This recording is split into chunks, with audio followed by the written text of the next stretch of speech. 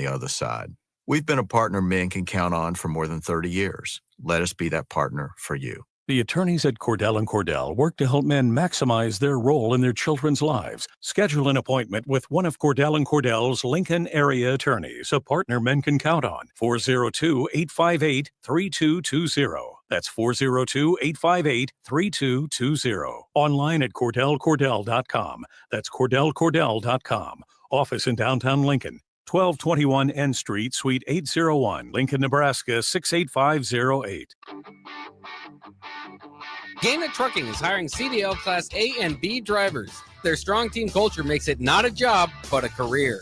Gaina Trucking offers health, vision, and dental insurance, 401k with company match, an employee assistance program, and other bonus programs. Build a better career today with great team culture at Gaina Trucking. Learn more and apply today at GainaTrucking.com.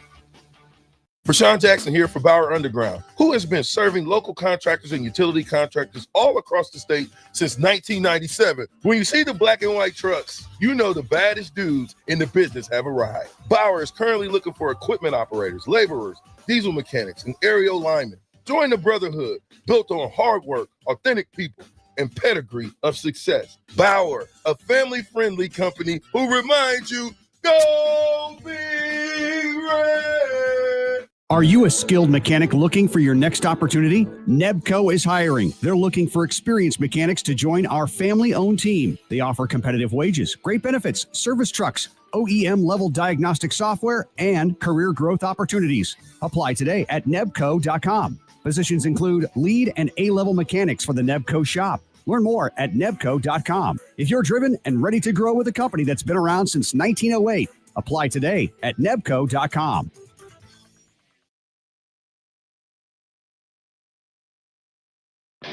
This is On the Block with Nebraska Basketball Hall of Famer and 9-year NBA vet Eric Strickland. Nebraska Football Hall of Famer Jay Foreman. Middle school basketball coaching legend and Duke basketball shooting coach in his mind, Austin Orman. Coming at you live from the heart of Lincoln, America. On air and online at theticketfm.com. Sponsored by the Mercado by Certified Piedmontese. This is On the Block with Eric Strickland, Jay Foreman, and Austin Orman. Foreman and Orman in effect for you here during On the Block as well as Old School. Welcome to it for the next 3 hours. Glad you are along for the ride. Be a part of the show as always at 402-464-5685. It is a rainy, gray, overcast day here in the capital city, but a great day to get down to the Mercado by Certified Piedmontese. They make it easy for you to find them. They've got 3 Lincoln locations and 1 up in Omaha. Check out their selection online at themercadobutcher.com. Tomorrow is Fired Up Thursday. Friday, of course, will be Fired Up Friday at a couple of the Mercado locations here in the area. Check out their menu. We will make sure to bring that your way at some point here during the show. Let's bring him in. Husker Hall of Famer Jay Foreman. What's up, Jay? What's popping? Well, it's gray outside. Did you like gray weather football days? What's football weather for you? Oh, the best football weather? The best football weather. Ideal conditions. About 56 degrees, a little crisp. Of course, 56. Yeah. Better than 44 degrees? Yeah, 44. If it starts out and stays at 44, but 44 generally starts out about 34. Yeah. And then gets to 44. Yeah.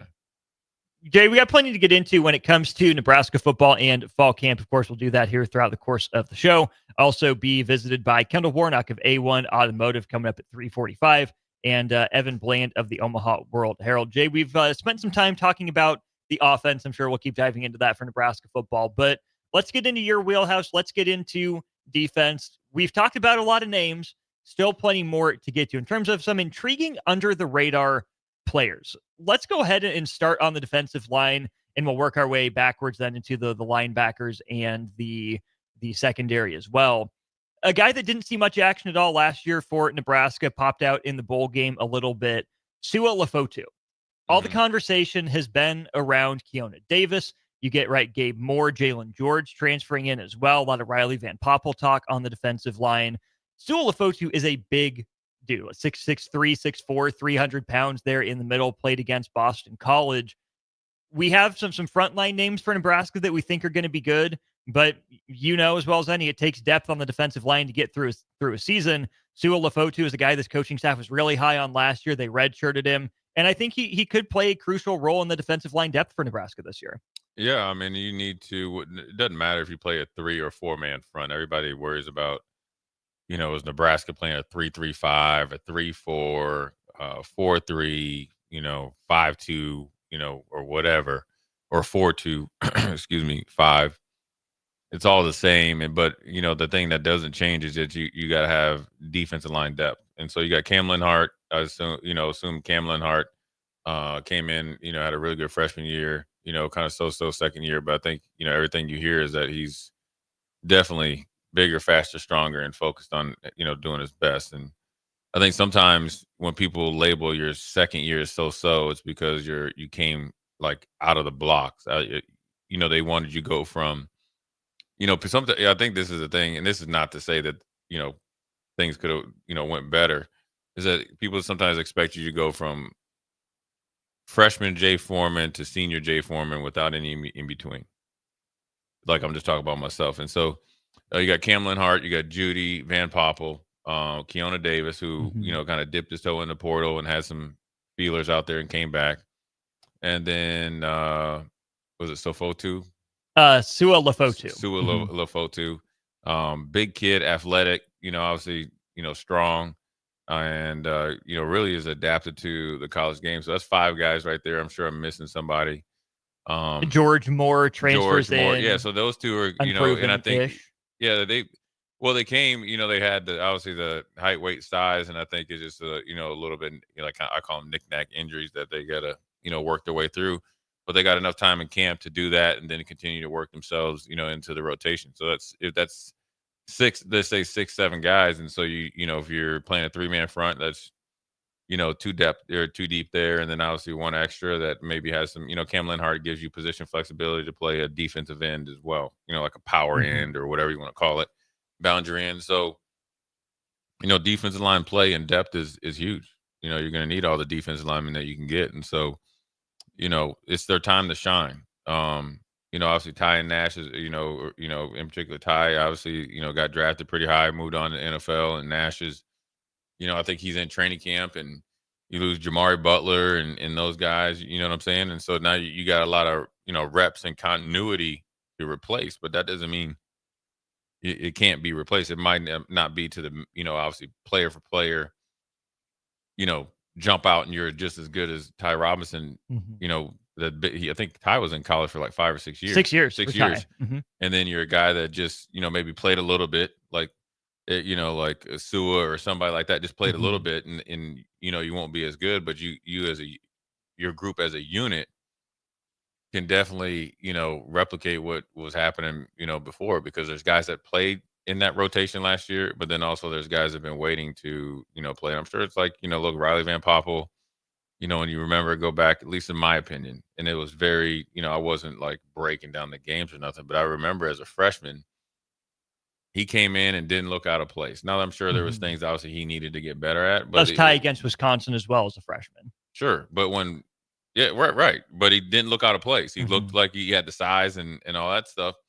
Well, you remember when Nebraska played at Illinois 2 years ago? I mean, I think he made the goal line play. Yeah, he was in on it. Or, yeah, set that defense's left. And edge. Right, and then I think it was Maryland too, at Maryland, maybe. Could have been. I remember the Illinois one for sure. Illinois for sure. Yeah. But there was times that he jumped out of there, and then I think Coach Rule said it. They redshirted him last year, so still got to play the 4 games, but they redshirted him because Ty had been, really took a huge jump and was going to eat up a majority of the snaps, and so they didn't want to waste a year. So now it wasn't a thing that he wasn't ready to play, but the best thing for him was the red shirt. You got, weight room. I'm sure, sometimes, I wasn't at, practice, all the time, but I think I've seen this sometimes with guys in the NFL that are on practice squad that they got plans for, and guys that are in college that are really good freshmen, and you're trying to, back when I played, if they were deciding whether to redshirt you or not, or even if they did redshirt you and they knew they wanted you to kind of be on this accelerated plan as a redshirt, they would still get you reps in the 1 or 2 deep, during the season. So I think, that's probably something that they did. So, they got, some depth and options, and, they got a new coach. So I think it's going to really help them out. Alongside the defensive line at the jack position, a lot of talk about Willis McGahee the fourth. People are really excited about him, understandably so. Deshaun McCullough also at that position. Then, Jay, I think there's a third guy in that conversation, Maverick Noonan. Coaching staff really liked him in 2023, listed at 6'4", 245, playing kind of that outside jack linebacker position. Nebraska hasn't had a bunch of production from that position in years past. Mav Noonan's a name that I know this coaching staff was really high on there for a while. Only played 3 games last year after the preseason knee injury before 2023. But third year in the program, I'm at least keeping my eye on what Mav Noonan can bring. Yeah, I mean, I think, again, depth, you want to be at least 2 deep, and they definitely have that, McCullough and Willis McGahee. And then obviously you want, see Mav Noonan to, show, the athletic ability and prowess that, obviously he was a highly ranked in-state recruit. And so, I think the production on at that position, Jack, it's a unique position, because I remember the 3-4 that I played in Buffalo was drastically different than the one I played in Houston. And we had some guys that, were going in that position. And then essentially Dom Capers and Vic Fangio said, you're playing outside linebacker. These are the guys that I coached in Pittsburgh. These are kind of like what we looked at averages as far as production out there. And that's kind of like what the jack position is. And so I think it's one of those things that, when you play the jack position, you got to not only make plays, but you got to set the edge. And you have to do some of the little things that don't show up in the stat sheet. Take off double pull, take on double pullers, tackles for losses, set up your other, teammates, and so forth and so on. Another linebacker I think to keep an eye on, Dylan Rogers. That's a guy. Jordan Ochoa gets a shout out here in our comment section. But then, Jay, we go from the jack position to that rover position, vacated, of course, by the departure of Isaac Gifford, who locked that position down for the better part of the last couple years. Couple guys that we saw get some reps in that position or similar position, Ramir Stewart and Amari Sanders, both defensive backs. Or Amari Sanders, and Ramir Stewart. Yeah. Really curious to see if either of those guys claim that role, if that's Javen Wright's role, if they're moving him more down to a traditional linebacker in that 3 instead of at the 5. Because I think that Stewart and Sanders, could play corner, could play safety, but it seems like Nebraska's defensive backfield has a lot of upperclassmen there, right? Sierra Wright seems pretty entrenched at one cornerback spot. You have Marquise Buford and Deshaun Singleton there at safety. Hartzog at nickel. He can rotate around corner safety as well, which leaves one corner spot up for grabs and then potentially some snaps at the rover. I've liked what I've seen from Amari Sanders for the most part. I think he can be a playmaker, did some good stuff against Boston College. Yeah. But we've seen, soft tissue injuries creep up. I mean, Singleton, Buford, Hartzog have all missed a little bit of time in their own way, just getting banged up by the nature of college football. I think Stewart and Sanders are going to have to be ready. Yeah, I mean, you always got to be ready. I think, obviously I can't talk for Coach Butler, but obviously you can, with Tony White, and I'm sure it's along with Coach Rule, is like, they'll play guys that are, have shown the ability to execute and practice and then go out there and play. So it's not just about the starters. It's, we've seen a lot of guys, whether it's James Williams, Mekhi Bear. I'm sure I'm missing some guys that, kind of came out of nowhere, started on special teams, and then obviously worked their way into the lineup. And so, I think it's one of those things that, you can have different, I guess, guys play rover based on who you're playing. I mean, so like, okay, I'm sure, I don't know where Javen gives you a lot of possibilities. He can probably play jack if you needed him. He could play linebacker, which is regular linebacker, play rover. So you can put him in those, because he knows everything. You can put him in those different spots. Maybe. Is that a blessing or a curse for him to have every position in his repertoire, but not have locked one down necessarily? Well, I'm sure he's locked one down, but I'm just saying. You can't say like this guy is walking in as our starter at this position because he's almost like too flexible for his own good. Is that a thing? No, because he's, he started last year, but then he worked his way into like the third down linebacker. Then he played some, a regular stack linebacker. But what I was saying is that it gives you position, it gives you scheme, like flexibility with different body types. Javen knows, I'm assuming he knows the rover because he's played it, I think, before. So he knows linebacker. So if you play against a team that runs a lot of 13 or 12 personnel, well, you can put a bigger body in there versus Stewart and Sanders, right? And then you can play your regular 2-stack linebackers as long as they hold their fort down. And say you go against a team let's just say like a SMU, and you have a rover. Well, then you probably want more of a coverage guy in there, and because you got Hartzog, and then with Sanders, so you're really running kind of like a dime type of 3-3-5 in quotes, and so. I think it's going to just, well, I mean, number one, it's going to come down, who sets himself apart. But number two, I think, multiple body types and players will be able to play, game permitting, but then also what they do. So, I mean, it's almost, I think one of the things that, you have a lot of options. And so the guys have to make themselves answers. And then how much you cement yourself in there's just what you're doing, during these 2 days. And then one of the biggest battles, I think, on the defense is that second corner spot. You think Sierra Wright feels pretty good about his chances at earning a starting gig. Husker fans probably feel the same way. They go get Andrew Marshall from Idaho, of course, as an experienced upperclassman type guy, supposed to help in the return aspect too. But then some really intriguing young guys, Jay Bly Hill, they brought in because of the potential, right? Because of his frame, his athletic ability. Didn't play a lot last year, got nicked up and banged up a little bit. Jeremiah Charles, off the charts athlete, looked like he was still maybe refining the technique a little bit at corner. And then Donovan Jones, in-state guy that we saw more toward the end of the year, especially against Boston College. One, if not two of those guys is going to have a role to play for Nebraska. And I think these next, what would it be, 27, 28 days, going to have, a lot to say about that. Yeah, the next 17 days are huge, right? Because the last 10 days, you kind of really lock in on Cincinnati. Gotcha. And then obviously during the season. Now, obviously, the guys can continue to move up the depth chart. And if it's close, both of you guys are going to be game planning for Cincinnati. So it's not like once you get in the game week, you're just like, all right, nobody, competition, doors closed. So I think with all those guys, whether it's, I think, is it Marshall that came in from Idaho? Andrew Marshall. Okay, so it's Marshall and all those guys, and even Sierra Wright. Sierra Wright, played, well, last year, played good. He obviously had a great game against USC and really came in and competed, especially in one-on-ones. He really, was a breath of fresh air and energy and intensity. So that's what you want. So sure, he, probably, be a starter. And then, there's guys that, like I said, I'm not watching and understanding, what the deal is. I think right now there is true competition. Everybody's rotating and seeing how they do with the combinations and where your flexibility is in what you can do. So that number 2 position is going to be huge, but sometimes you might have to play 3 corners. You're going to play teams that play 3 wides, and you need corner. So you're thinking what? USC is one of those teams? Ohio State, or if Ohio State's off the schedule, right? But I'm saying I'm just like teams like that. So, okay, let's look at Northwestern. At times they were kind of like really pass happy. Even last year they were probably past it a little bit too much, right? And got a quarterback with some pedigree, and that's actually when they started to score points. So let's just say Northwestern. Okay, let's just throw it up 50-50 chance with Purdue.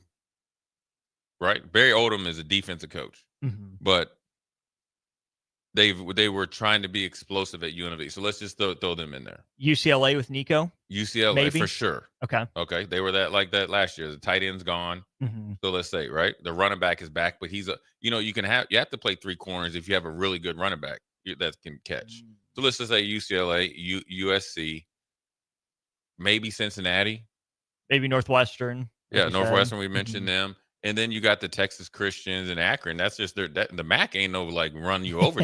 You get what I'm saying? So sometimes you might have to play 3 corners. Sometimes you might have a corner that, like now you got way more flexibility because you got Hartzog. But I think they have a lot of options, which provides depth, competition, scheme flexibility. Now the hardest thing is probably like honing it all in. But right now they're just rolling the ball out there, I'm assuming, and just letting them go at it. I've been in those situations before, and do you like that as a competitor? Yeah. I mean, of course. I mean, I like. I always felt like if it was just a true competition, you can't take politics out of it, but if it was just minimized a little bit, and the contracts were the same, I like my chances against anybody. I just felt like if we both arrived day 1. By the time day 100 gets, I'm already. It's not even a problem. And so you like that, but I've been in those situations. I mean, and they're tough because you're almost like 2 different players. You're competing because you want to make sure that you're grading out the highest. You're making all the plays you can, right? Because you're trying to prove yourself not only to the coaches, the teammates, and yourself. And you want to make sure you get the same opportunities to make huge plays. And then because you want to be out there, you don't come to college ideally. Well, in theory, Mm-hmm.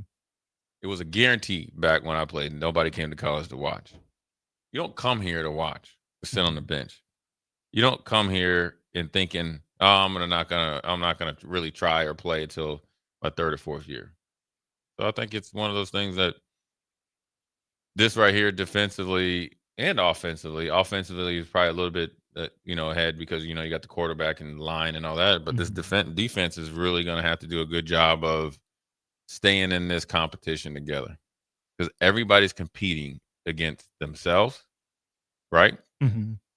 Or 2 or 3 other people. Themselves and 2 or 3 other people. Right. But the hardest competition, well, and what I mean by competing against yourself is, okay, say like, I'll just talk about myself, but just say like, okay, going in my third year as a junior, 1997, I knew I was a starter, but I knew there was things I had to work on. So every day when I was going to practice, yes, I had to beat out the guys, not which I already done, but I also have to beat out myself. I can't be the same player as I was last year because I got to be bigger, faster, stronger, a better player, not only for myself but for the teammates and the whole team.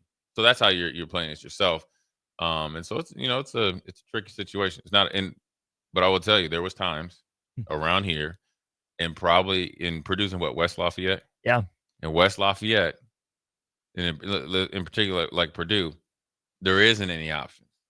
Right. Or there's not a lot of options. Mm-hmm. Or you're the only option. So I have to play you just because you're the only option. So then you get playing, and it's the freeway of love running past your DBs or around your offensive tackle. So I think on paper Nebraska's in a good spot. Do coaches?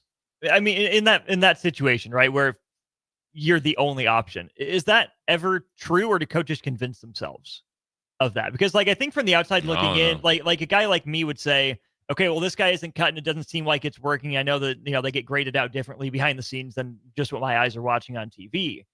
But at some point, don't you just try something new or throw a new guy in there, even if it seems off the wall, even if it seems like there's no way this should work? Because so much of sports is just about timing. It's about chemistry. It's about fit. And sometimes something clicks and you can't explain it as a coach.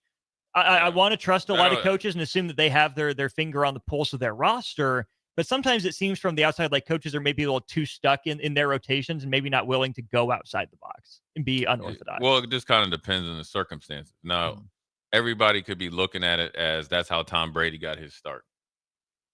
Bledsoe got hurt. The team was winning. He got hurt. They went on a run. We're just going to keep rolling with this guy, and then he develops into the greatest of all time. Yeah, I mean that's like winning the lottery. Whoops. Yeah. Let's take credit for drafting Tom Brady in the 6th round. Well, we could have drafted him in the 1st round, 2nd, 3rd, 4th, and 5th. But you got him. You got a value pick, and you got the greatest of all time. And sometimes that's the short term when you're going to do that. But I think also, all of it isn't created equal because it's as simple as, you see sometimes, for instance, what's his name? The linebacker for the Ravens, number 0. He's the one that got traded from Chicago. Raekwon Smith.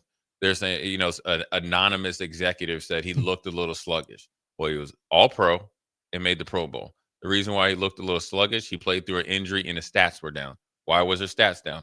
Did he get worse or did they have the ball more and were more efficient on offense? So you're not getting as many chances. So then you could say, okay, well, we need to change something.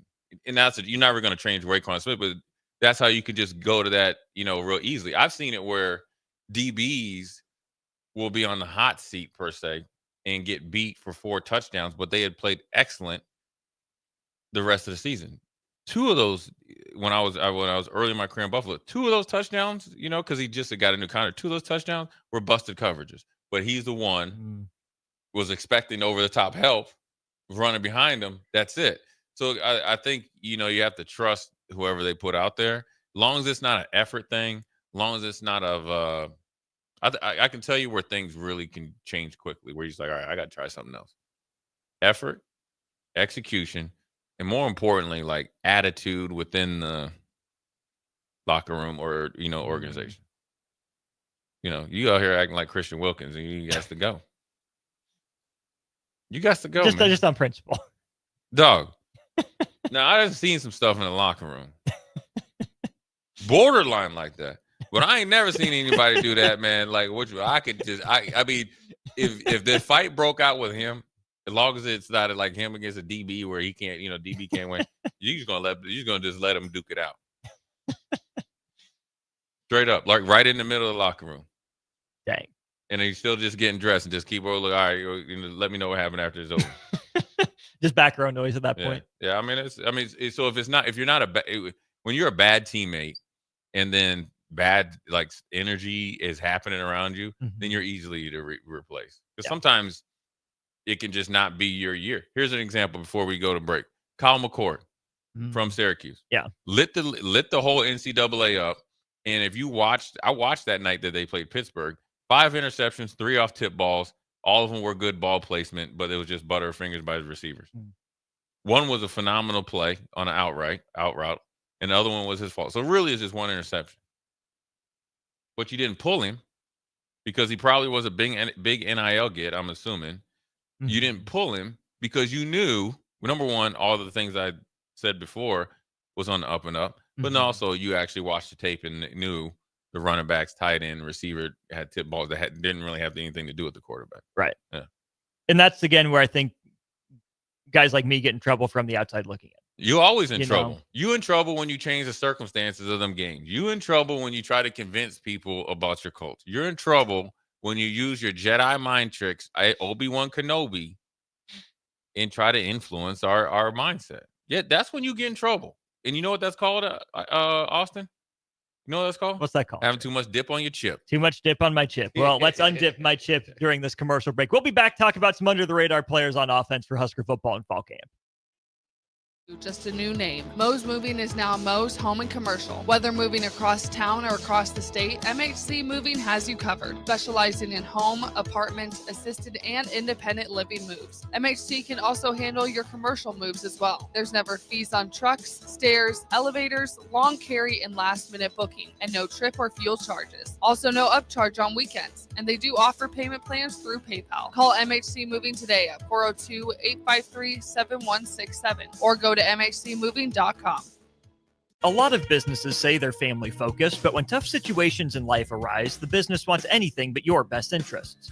James Enterprise Incorporated is hiring, and they will always treat their employees like family, just as they do their customers. James Enterprise Incorporated is hiring Class A and B CDL drivers, a shop tech, and a diesel mechanic.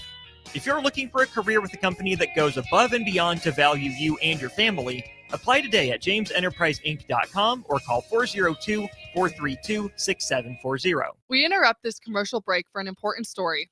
There once was a man from Nebraska who went searching for food in Alaska. When his stomach was rumbling while laying in bed, he could think of only one option, Führer's cheese spread. So he left it once and drove day and night to return back home for cheese spread delight. Now his stomach is full and the voice in his head tells him no more vacations without Führer's cheese spread. Find yours today at most local grocers. Rosie's Sports Bar and Grill, open for lunch and dinner at 1501 Center Park Road, just south of 14th and Highway 2. Attention all Wings fans, Buffalo Wings and Rings has daily specials that will make you want to stop in on all days of the week. Kids eat free on Mondays, and on Tuesdays enjoy 40% off boneless or traditional wings at a price that makes the whole family happy. And come back on Wednesdays for $1.39 chicken tenders all day long. Get to Wings and Rings today, 68th and O, or in Williamsburg Village. Life changes, and sometimes that means changing where you call home. Whether you're downsizing, growing a family, relocating, or facing tough times, you shouldn't navigate it alone. I'm Laura Bonta-Bush with Woods Rose Realty, and I'm here to guide you with all your real estate needs. As wife of football coach Bill Bush, I understand the importance of teamwork and making sure you are supported every step of the way with honesty, integrity, and compassion. If you're looking for a game plan to buy or sell your home, text or call me at 402-525-0843. That's 402-525-0843. Attorney CPA Joe Cordell. Hopefully you and I agree that you should do everything you can to save your marriage. Divorce is hard, expensive, and its outcome is usually not all you hope for. However, when doing everything has failed, when divorce remains as your last option, consider Cordell & Cordell as your first choice to help you through the divorce process to a better place on the other side. We've been a partner men can count on for more than 30 years. Let us be that partner for you. The attorneys at Cordell & Cordell work to help men maximize their role in their children's lives. Schedule an appointment with one of Cordell & Cordell's Lincoln area attorneys, a partner men can count on. 402-858-3220. That's 402-858-3220. Online at CordellCordell.com. That's CordellCordell.com. Office in downtown Lincoln. 1221 N Street, Suite 801, Lincoln, Nebraska 68508. Gaina Trucking is hiring CDL Class A and B drivers. Their strong team culture makes it not a job, but a career. Gaina Trucking offers health, vision, and dental insurance, 401k with company match, an employee assistance program, and other bonus programs. Build a better career today with great team culture at Gaina Trucking. Learn more and apply today at GainaTrucking.com. Rashawn Jackson here for Bauer Underground, who has been serving local contractors and utility contractors all across the state since 1997. When you see the black and white trucks, you know the baddest dudes in the business have arrived. Bauer is currently looking for equipment operators, laborers, diesel mechanics, and aerial linemen. Join the brotherhood built on hard work, authentic people, and pedigree of success. Bauer, a family-friendly company who reminds you, go Big Red! Are you a skilled mechanic looking for your next opportunity? Nebco is hiring. They're looking for experienced mechanics to join our family-owned team. They offer competitive wages, great benefits, service trucks, OEM-level diagnostic software, and career growth opportunities. Apply today at nebco.com. Positions include lead and A-level mechanics for the Nebco shop. Learn more at nebco.com. If you're driven and ready to grow with a company that's been around since 1908, apply today at nebco.com. MHC isn't new, just a new name. Mo's Moving is now Mo's Home and Commercial. Whether moving across town or across the state, MHC Moving has you covered, specializing in home, apartment, assisted, and independent living moves. MHC can also handle your commercial moves as well. There's never fees on trucks, stairs, elevators, long carry, and last-minute booking, and no trip or fuel charges. Also no upcharge on weekends, and they do offer payment plans through PayPal. Call MHC Moving today at 402-853-7167 or go to mhcmoving.com. A lot of businesses say they're family focused, but when tough situations in life arise, the business wants anything but your best interests. James Enterprise Incorporated is hiring, and they will always treat their employees like family, just as they do their customers. James Enterprise Incorporated is hiring Class A and B CDL drivers, a shop tech, and a diesel mechanic. If you're looking for a career with a company that goes above and beyond to value you and your family, apply today at jamesenterpriseinc.com or call 402-432-6740. We interrupt this commercial break for an important story. There once was a man from Nebraska who went searching for food in Alaska. When his stomach was rumbling while laying in bed, he could think of only one option, Fuhrer's cheese spread. So he left it once and drove day and night to return back home for cheese spread delight. Now his stomach is full and the voice in his head tells him no more vacations without Fuhrer's cheese spread. Find yours today at most local grocers. Rosie's Sports Bar and Grill, open for lunch and dinner at 1501 Center Park Road, just south of 14th and Highway 2. Attention all Wings fans, Buffalo Wings and Rings has daily specials that will make you want to stop in on all days of the week. Kids eat free on Mondays, and on Tuesdays enjoy 40% off boneless or traditional wings at a price that makes the whole family happy. And come back on Wednesdays for $1.39 chicken tenders all day long. Get to Wings and Rings today, 68th and O, or in Williamsburg Village. Life changes, and sometimes Now back to On the Block with Eric Strickland, Jay Foreman, and Austin Orman.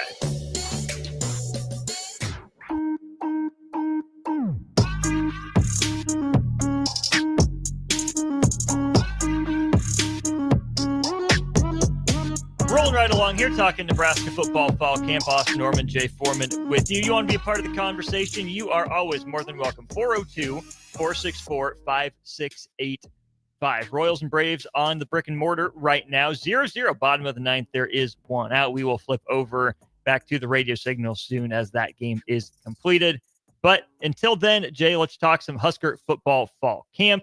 We went over the defense. Now I think it's time for the offense. You talk about depth, right? And I think offensive line is really a position where every team wants to have depth. Matt Rule talked about, having 8 to 10 guys available at any given time that they feel confident in playing. We went through pretty much the top 6. But then, Jay, the next 4 I think is really interesting. There's a lot of names there with different sort of recruiting pedigrees. I think about the in-state kid, Sam Sledge.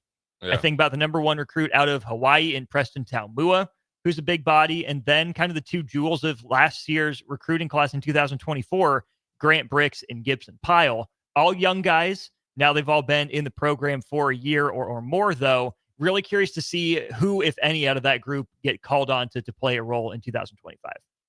Yeah, I mean, they're going to get called. They're going to make their own calls. I think all of them have probably made some improvement. I think at some point in time last year, they said Sledge had made some strides, and obviously with Justin Evans coming over at center, he's trying to find out where he fits in there, and I think he has some flexibility to play guard. His dad was a heck of a player. Yeah, Bob. So. The pedigree is there. You just kind of sometimes center's kind of like quarterback. The only one can play. You kind of rotate guards and stuff like that, but you can't really rotate a center just because of the nuances of it, at least in my opinion. And then Bricks and then Pyle and Kanak. And so those guys have got to be really cementing themselves not only for the present but the future. Mm-hmm. That's what some people don't understand. Everybody just looks not, and all those guys have an opportunity to make some noise, but then also be ready. And this is a perfect example. Gunnar Gatula, right? We did games when he was in high school, and then he redshirted, and then he got in there, and it really was. I always joke about it that you go from eating a hot dog to in the game. I think it was Illinois game, right? Mm-hmm. I think so. Or Colorado. I think so. I know it was a night game. Yeah. So you went from chilling, watching Turner, to going in there and really never looked out of place. And I think he continued to get better, at least in my opinion. And then I think he might have a shoulder injury in the spring, but man, I'm gonna tell you like this: homeboy was a decent basketball player. All right, he didn't play his senior year, but I saw him play his junior year in high school. So that lets me know he has some decent feet. You can't play basketball at 6'6", 6'7". Let's just say he was 270, 75. And then now, so he's just got to get the nuances and, getting that edge and mean streak. And then, so that's a guy, when you talk about the 3 guys that you mentioned, or 4, that, whether Pyle, Bricks, and Sledge, that's how you stay ready. Mm-hmm. You don't have to get ready unless you stay ready, and it's one of those things that you have to, you really be competitive, because you're competing in the present, but you're setting hopefully a concrete position for the future. That's what Gunnar did, because say Gunnar, went in there and didn't play good, then you're like, oh, we don't know what we got. Well, now they feel pretty comfortable. I mean, I can't speak when I say this, I'm just guesstimating. I'm not going to speak for the coaches. I was like, all right, you know what? Whether you're pleasantly surprised or he did exactly what you thought he would do, or somewhere in between, you feel pretty good where he's at. He's playable, but you're still telling him he's got to get better. Oh yeah. But playable's the floor, right? We're not mad if this guy's out. And that's where, like, you look at Latowski. He kind of came in there and settled in, and then it clicked for him. Now look at him. Yeah.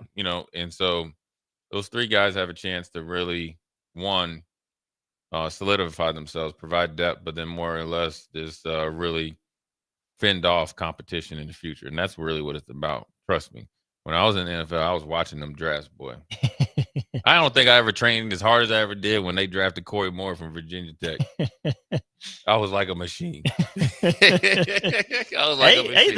said your neck was on the line. Yeah, that's what they said. Hey, they was coming right or wrong. You, that's what they told you. Man. I was like, man, my salary cap number's low, man. Leave a brother alone. Let me do my money. thing. Yeah, you got good return on your investment. Then to the wide receiver position, Jay, a couple guys. One has been kind of a favorite of mine. Demetrius Bell was supposed to take a lot of the reps that Ja'Cory Barney got last year. Slot guy out of Nashville, before Bell went down in the spring game with the knee injury, and Ja'Cory Barney exploded onto the scene. Curious to see how Demetrius Bell comes back from injury. He's been in and out in terms of availability throughout the summer. He was one of the guys that Matt Rule mentioned. And then, Cortez Mills, how does he slot in? That's a pretty high-profile recruit that Nebraska was able to land. But in terms of under the radar, that's where it gets to a guy like Keelan Smith. Does he fit in at wide receiver? Is that tight end? He's a big body, legit 6'3", over 200 pounds. Hasn't seen the field, hasn't made an impact yet. And wide receiver seems from the outside like that's a position that Nebraska's pretty set. But if something were to go sideways, I'm keeping my eye on that Keelan Smith kind of Quinn Clark range. Well, if I'm Keelan Smith and Quinn Clark, I'm looking at it from last year where Coach Dana came in and he was playing some other guys. Mm-hmm. So if you step up and with Coach Shorts and show some improvement in your dependability, you will play.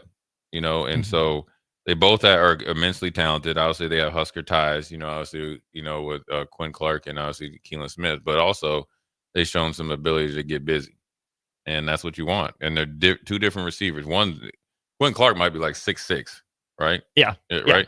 Big dude. And then Keelan Smith is about 6'2", 6'3". And so that's good. You have the two kind of like bookends, and they just got to be, consistent and improving. So I think they could be under the radar. I mean, when you're 6'6" and to be able to run and catch and all that and be raw, but still be like kind of built solid, those guys don't, come around too often. And so you can see, hopefully he develops into the worst case scenario, like a 50-50 jump ball type of guy where it's coming, but you can't stop it. Maurice Purify type, maybe not. Now, Mo Purify is better than that by the end of his career. But I mean, that's a guy. That's how you get started, though. Right. That's how people don't realize like how things get started. They always look at the end. Mm-hmm. Or assume that what you are is what you'll only ever be. Yeah. And there's a lot of guys that start out as co-starters, backups, to end up, playing well at Nebraska or did. So I think there's a lot of opportunity there for him. Kendall Warnock, A1 Automotive, just stepped in the building. He's got some exciting news to share with you. We'll step aside, share that news with you once Kendall gets settled. Coming up next during On the Block.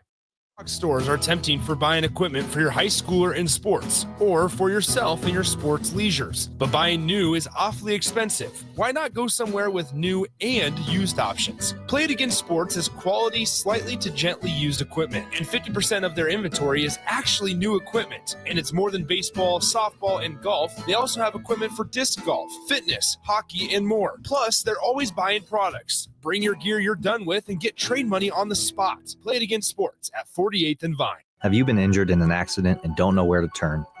You need an attorney you can trust to handle your case with professionalism and compassion.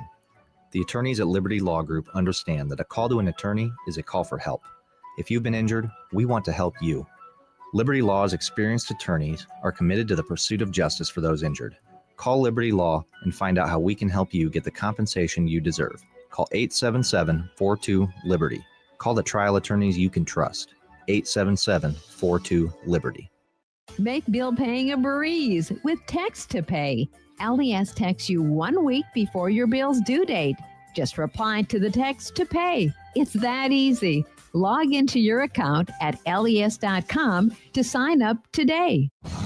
Saturday. Eagle Raceway is open for a full season of dirt track racing action every Saturday night. Don't miss the epic battles on the high banks of Eagle Raceway each Saturday between the Nebraska Septic Sprint Cars, Nebraska Lottery Modifieds, Avid Realty Sport Mods, Valentino's Hobby Stocks, and A1 Iron Stock Cars. Let's go racing. Eagle Raceway, just 10 miles east of Lincoln on O Street. Check out the full schedule at eagleraceway.com. This is James Harrell with NP Dodge Real Estate. When I became a licensed realtor, I wanted a brokerage that would help me grow in my new career. I found that in Lincoln First Realty. When Lincoln First was acquired by NP Dodge, the training and support I received only got better. I love knowing I have the power of the NP Dodge brand behind me. I would recommend NP Dodge to new agents looking to jumpstart their real estate career and to current agents who want to take their business to the next level. Expand your career with NP Dodge. Call Eric at 402-434-2222.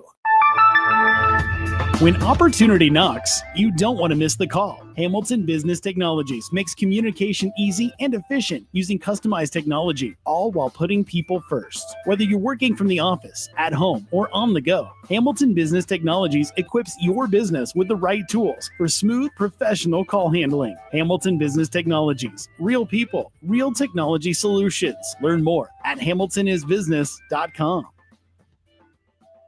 Are you a skilled mechanic looking for your next opportunity? Nebco is hiring. They're looking for experienced mechanics to join our family-owned team. They offer competitive wages, great benefits, service trucks, OEM-level diagnostic software, and career growth opportunities. Apply today at nebco.com. Positions include lead and A-level mechanics for the Nebco shop. Learn more at nebco.com. If you're driven and ready to grow with a company that's been around since 1908, apply today at nebco.com.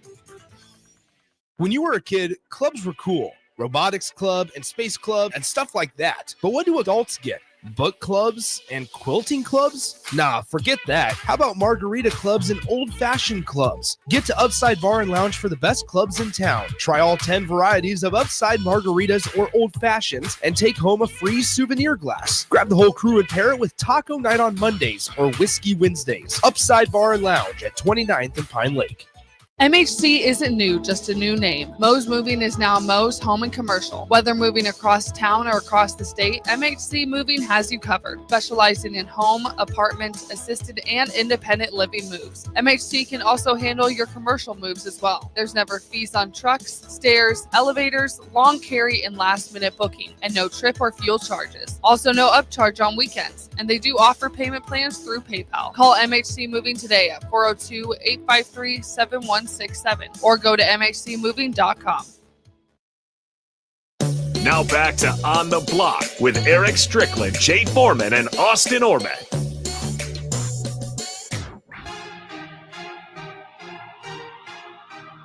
Welcome back in to On the Block. Austin Orman, Jay Foreman, joined by, as we told you, special guest, great friend of the station and ourselves personally as well, Mr. Kendall Warnock of A1 Automotive. Kendall, what's up? How are you? You know what? I literally just slid in here sideways. Not really, but kind of. Always good to see you, Austin. Jay, always good to see you, brother. Yeah. Always good to see you, man. So, just came from the South location and, just wanted to jump on here and chop it up with you all for a little bit and talk about, another vehicle that we're gonna bless somebody with in the community here very soon. How about that? Let's start with business at the South location. Yeah. How's it going? We were out at your grand opening. Place looked amazing. How's business down there? We've got opportunities, and that's all we can ask for. And there are a lot of, guys. There's a lot of first dates with business. The first date in terms of, hey, what do you like? How are you going to perform in terms of, taking care of me? And so we've had a lot of first dates down there, a lot of opportunities, a lot of blessings. So we're doing okay. We're just our staff. It's a newer staff, and I did overstaff downtown, and then we pivoted and sent them down south. But a lot of opportunities that we're grateful for sure. New roles, I'm sure, for some of those same staff that could have been with you for a while, but when you're not at the main shop and you're off on your own little island doing your own thing, even if it's the same job, it's a different job, isn't it? Yeah, and the communication is always, all of us in every aspect of life, whether it's relationships, with your family or the relationships you're building in the community. Communication is super key, and we're getting there, we're getting better, and the standard is high because I have the standard for myself and the community. And the people that we serve is really high. So we're getting there. We're grateful. You mentioned you're giving another car away, right? As a blessing. It was powerful. I was down there. I think maybe it was the last time you did it, but within year or so ago. Yeah. Man, being downtown at downtown at that location. Sure. Blessing with that car. Talk about that organization, how that comes about and why that's so meaningful to you. Well, giving is a pretty big deal for me. And it is for all of us. Wherever we have the gifts that we have that God has blessed us with. It's up to us to use those gifts in spaces that we can use them, in stages that we can use them, and in chapters that we can use them. It's important. So we don't have a specific, Austin. We don't have a specific organization that we work with. We're just looking for organizations that do have that need. Whether it's a Hope House, whether it's Catholic Social Services down here on O Street. And there's a lot of other ones that I may not even know of all of them, but the situation and how these come about is, we have vehicles that come in for repair, that people are just, whether it's at the end of their care of that vehicle and they just want something different. And they're like, okay, well, we don't want to fix this. And then in that opportunity, and only in that opportunity, I'll ask them, well, what would you take for it? Always with the intent of giving it away. And then, we partner with our parts suppliers here in the Midwest. And then we leverage that opportunity and that relationship in getting parts at a discounted price. And then we fix it. And I just had, this Lincoln MKZ sedan that we had detailed and we're ready to bless somebody with. And we do a lot of work and a lot of opportunities. We give a lot of vehicles away, and we partner with a VFW too. So for veterans as well. So it's just a matter of getting this out and understanding kind of where the needs are. And because it's, if I were to, and I've done this in the past, if I were to post something and say, hey, could you recommend somebody? There's so many overwhelming, and which we're grateful for. And again, a lot of gratitude here, but it's hard to sift through all of them. So when you have somebody those organizations that do this regularly and have people vetted and have the situation in a good space, that's who we're looking to partner with. And it doesn't matter who it is. It's just a matter of, hey, let's get this out. And we want to do, if it was up to me, we do 12, 15 of these a year. It's just a space that I'd love to be in. You talk about that process of getting that car in, right? Someone else doesn't want it at that point. Sure. Is that something that your staff is working on the side when they have time? Do they set aside time to work on it? What's the process of from you get that vehicle? Yeah. What are you looking for in terms of the time frame to turn it around? And is this like an extra project that there's overtime for? Is it just when they have a moment they're working on it? What's that process of getting it ready? Not every day that we're busy enough to have work for all of the technicians and all the people that I work for in our teams downtown and south. So we have pockets of time that we have opportunities to do this. So we'll leave it outside, and if we have that pocket of opportunity, say in an afternoon or the morning, we'll get it in. And the situations need to be with vehicles, and whether it's an SUV or a truck or sedan in this case, they need to fit kind of the parameters. I don't want a super high mileage vehicle because I want to give that blessing to somebody that's not going to have an issue with it. So I'm very thorough with those, very strategic in that decision making. But we've got a really good one. Had it detailed. It's a 2012 Lincoln MKZ sedan, leather. It's got 80,000 miles on it, and we want to make a difference. And we've ran the routes. We know each other long enough, and it's important to me that that's success. That's a lot of success for me is being willing and able to help others. Shoot, a 2012 with 80K on it. My 2017's got 114. And that's where I was surprised that they did not want to fix it, to be honest with you. It needs some injectors, but we did, we put all 6 injectors. We've got it in really good shape now. And, again, that's success is different for all of us, but a lot of us as humans, we just want to be able to make a difference. And that's genuinely what we want to do.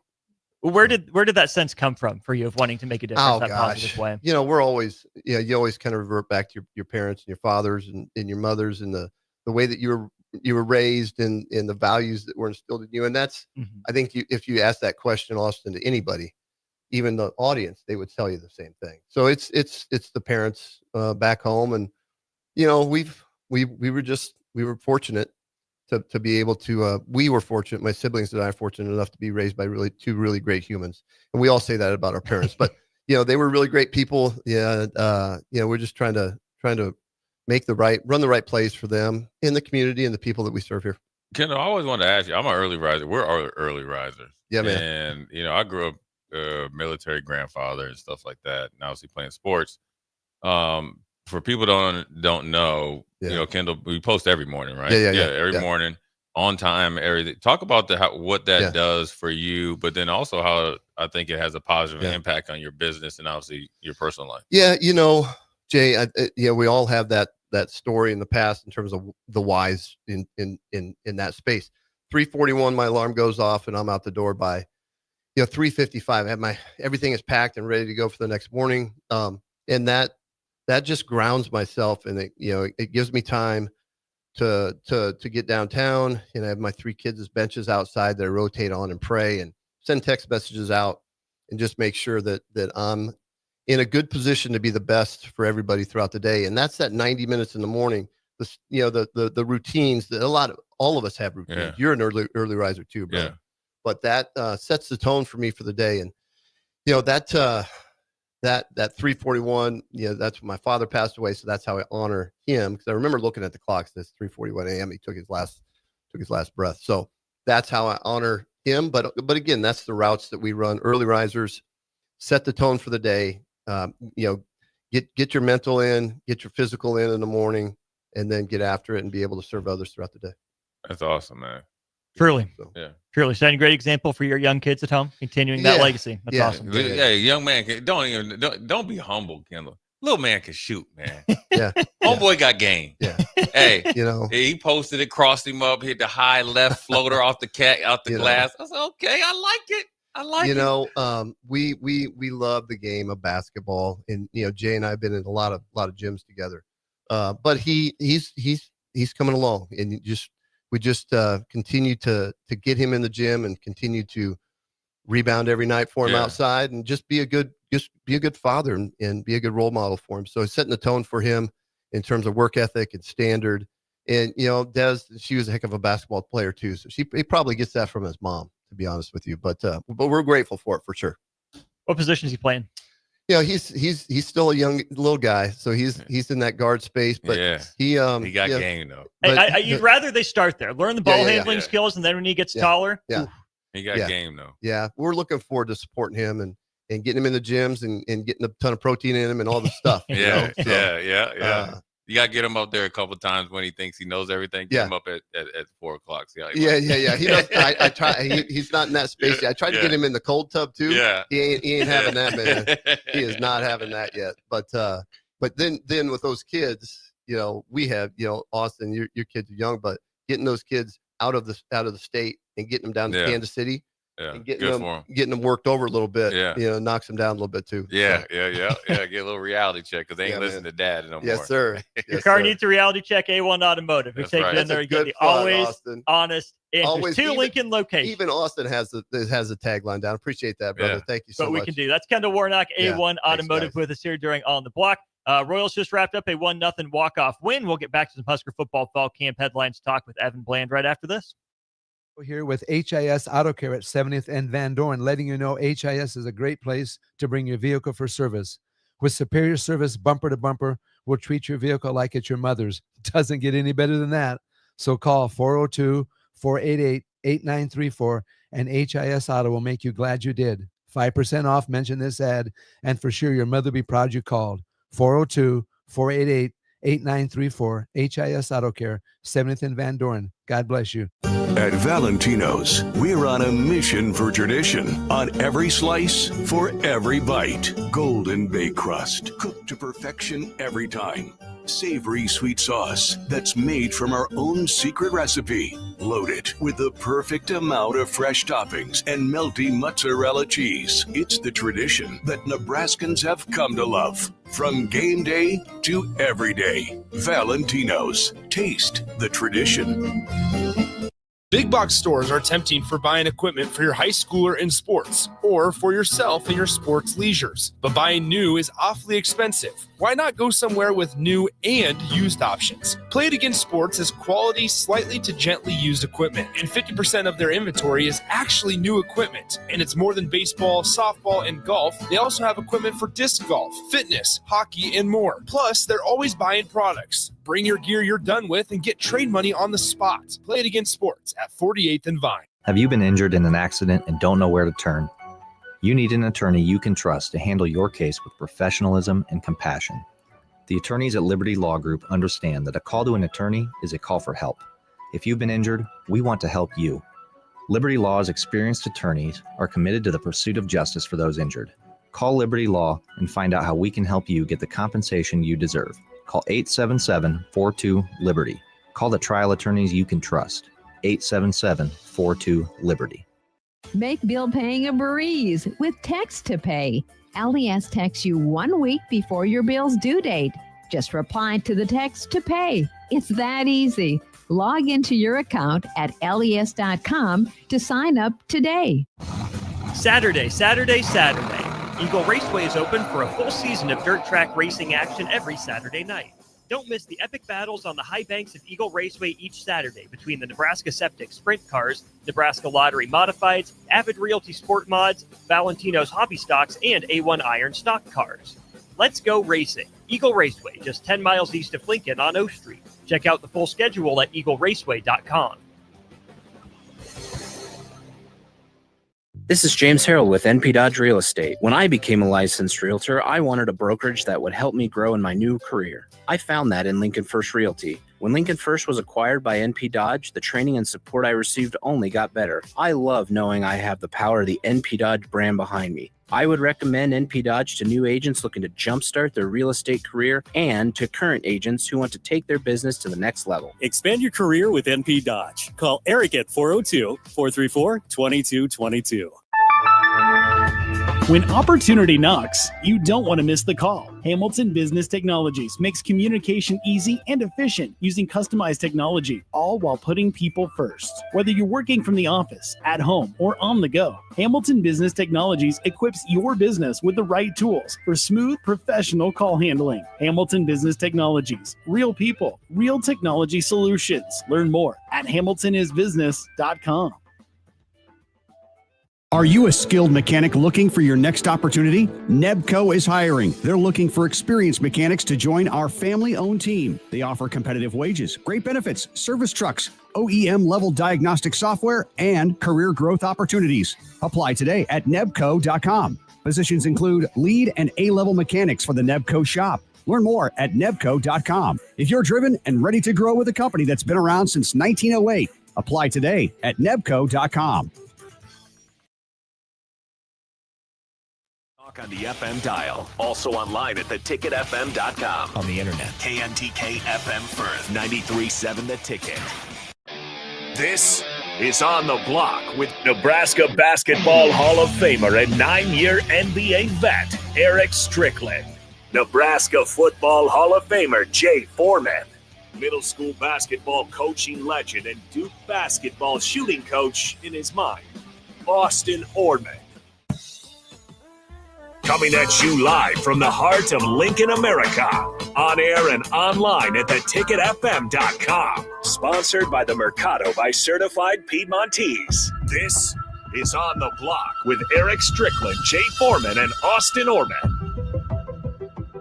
Welcome back to it, hour 2 of On the Block. Appreciate you being along with us here. Big thanks to Kendall Warnock, A1 Automotive, stopping by, telling us about everything going on down there at the shop.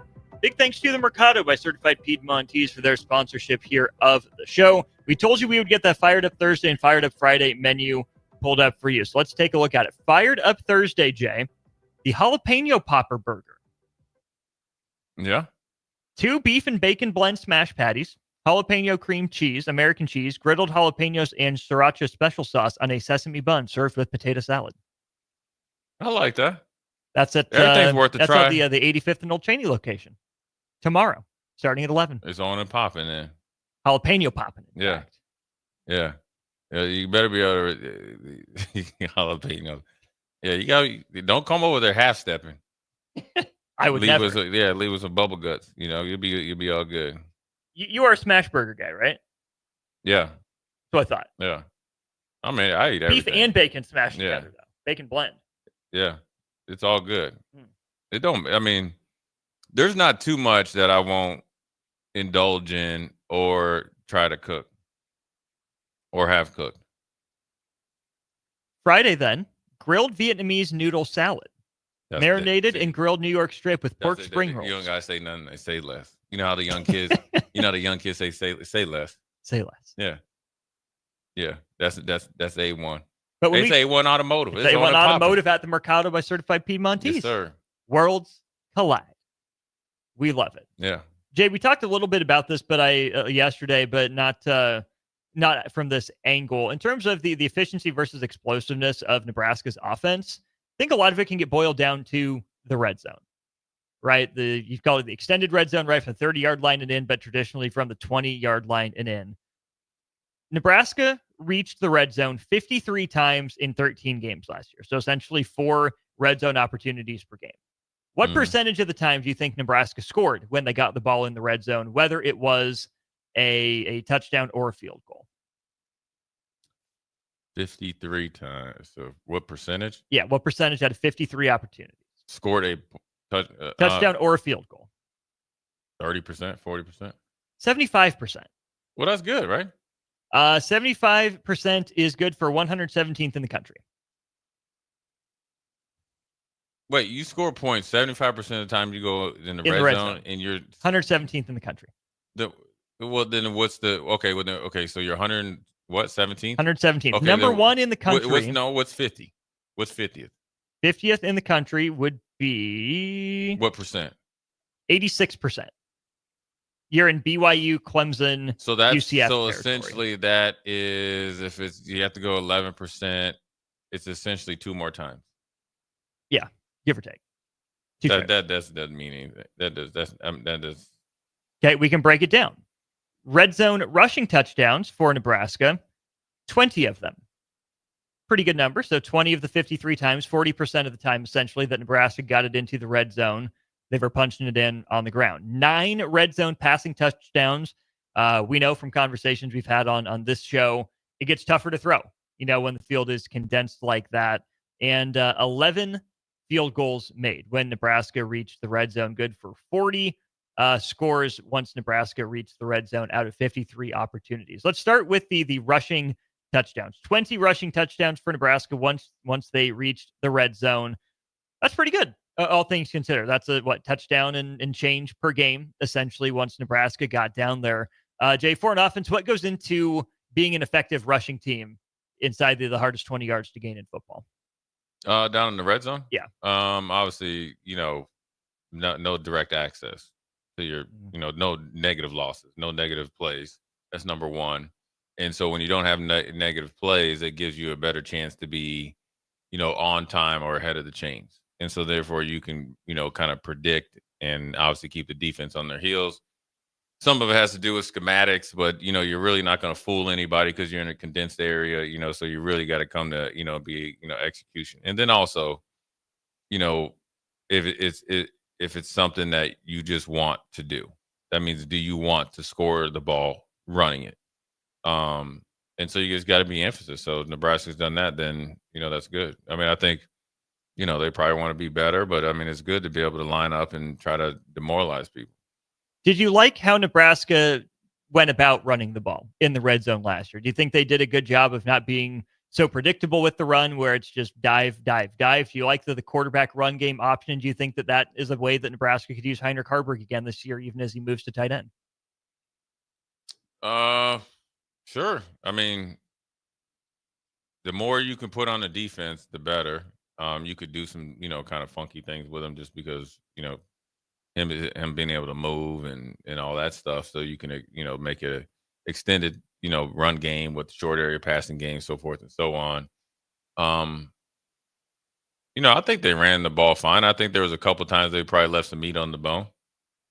I think Ohio State, if they had Dowdell had a better read, I think he goes in the end zone. Yeah, and that has nothing to do with, and it's not taking a shot at Dante. It's not taking, and it's not a schematic thing. It's just the exit. I think there was some meat left on the bone. So I mean, I think they do fine. I think they got the potential this year, of Elijah Pritchett plays to his capabilities. Take that 171. Yeah, with the power to move people. With Justin Evans and say Rocco and Lutoski, you're going to be playing against majority of teams. They're going to bite back, but you have the ability to bite first and be able to move some guys. So, you have a chance to really try to be a physical team. When you look at it like a team that you want to maybe replicate is maybe like Michigan a couple years ago with Blake Cornwell, they just bludgeon you. Well, and the other part about that too with Michigan is the tight ends, right? They've had a pretty good run of tight ends. Oh, yeah. So maybe Nebraska lines up with the deep tailback and a couple tight ends on the field. Maybe that's where you bust out a fullback. But I do think, Jay, there is some value to Nebraska having a group of tight ends that are pretty versatile, where Nebraska can still come out, with a tight end split out wide, still be a factor in the run game. And just because Nebraska brings maybe 2 tight ends onto the field inside the 20, that's not a tell that Nebraska is just going to run.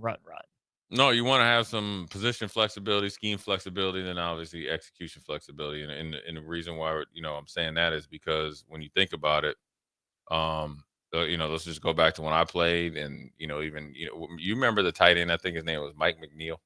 Oh yeah, Big Mike McNeil. He got hurt. He got hurt. Mm-hmm. He was cold blooded. Mm-hmm. Or like when we played, and we were just talking. I was talking about it with Coach Brown. Is that when he's talking about Johnny Mitchell, where you pound the team with the run, then you're able to run, 2 delay flat. Vershawn knows these. 2 delay flat, tight end delays. The old crap screens. If you don't know what that means, the old crap screen is that. This is the linebacker saying "oh crap." Well, because everybody says it. Oh. Because it doesn't matter if it's a linebacker. Listen, I've been on both sides. Where you're a linebacker and you say "oh crap," and then I've heard my man Wolfman Eric Brown say it as well.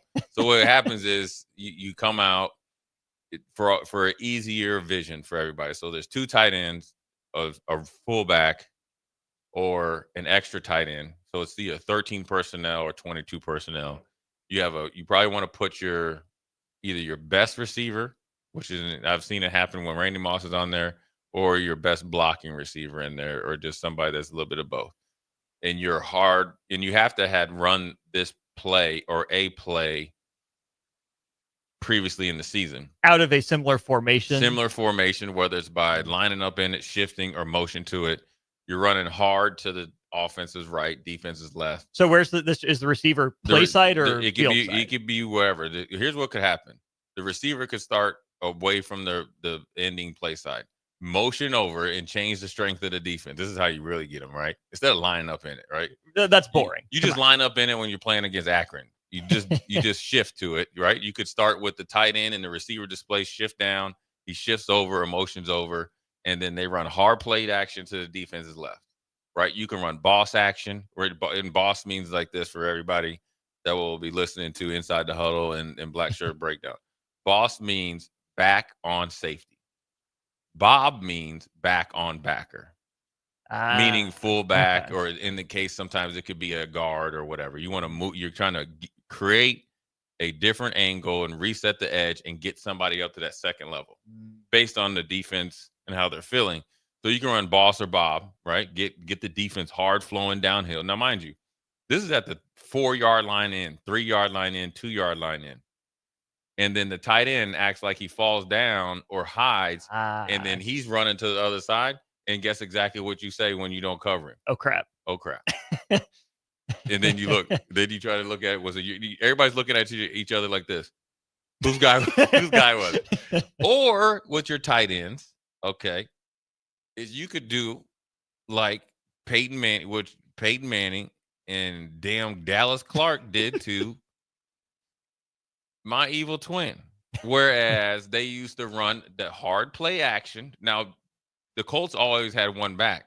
Edgerrin James hard action to you, and then either a tight end delay where he comes out and blocks, and then he runs a 7-cut. We used to call it, corner route, 7-cut, or you just run it to the pylon.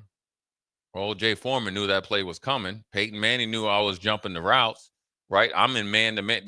There's no help because you're running zero blitz. Zero means you have no safety help, and it's just you eat what you kill. Because Greg and Dom love that stuff. Yeah.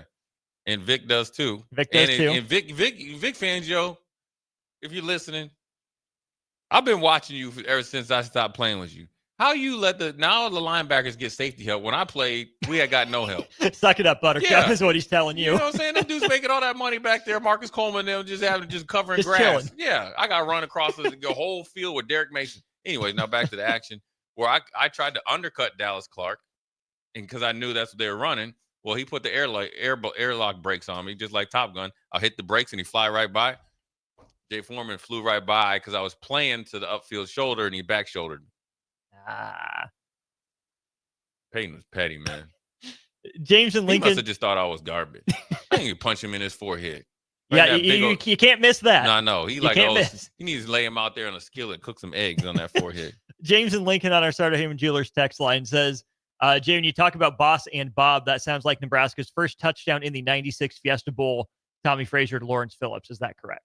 Somewhat, but that was just destroyed. Hey, James, that was called destruction. Annihilation. We are going to systematically bum rush you. Hey, you know what's crazy? Tommy, Coach Osborne ran the quarterback power, no backs. I know everybody. I know everybody thinks it was a quarterback trap kind of power. I know everybody thinks it started with Tim Tebow and Cam Newton. I'm sorry, sir. T. Frazier was original. I do want to ask you this too. I don't know if we've actually had this conversation in our couple and a half years of doing this. Motion. It seems so simple from the easiest way just to get a tell on the defense. And I know defenses have some counters too in terms of their count, and they can shift their alignment too. But for an offense like Nebraska's last year, it was, we know that the playbook got pared down, but it's not like Nebraska was doing anything, wild, crazy, exotic. Is asking your players to add motion before every play just one extra step that guys like to cut out, just because maybe it's younger guys that you just want to make sure they get lined up? Or what are the arguments against using motion on, 75% of your plays as an offense? Well, then sometimes then it's like, well, first of all, I'll say this. The teams that motion the best, it doesn't matter if you do it 10% of the time, 50 or 75, like say, they actually believe in why you're motioning. Whether it's recon, whether it's sell the play, right, because some guys, it's just no different. Some guys break the huddle, and whether it's run or pass, or if they're going to get the ball or not, because it's their body language. There you go. So then it's like,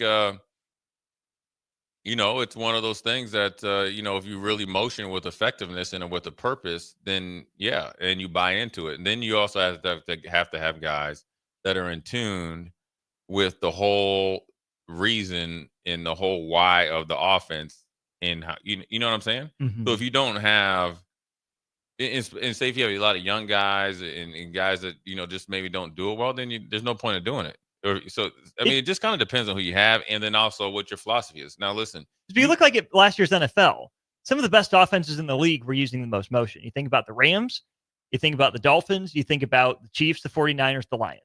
Pretty innovative offensive schemes. So it sounds to me like motion in football is just like setting screens in basketball. So simple, easy to overlook. You can easily go through the motions, but if you do it right, it's a secret weapon. It just depends, and if it's a system versus scheme, I guess what you're talking about.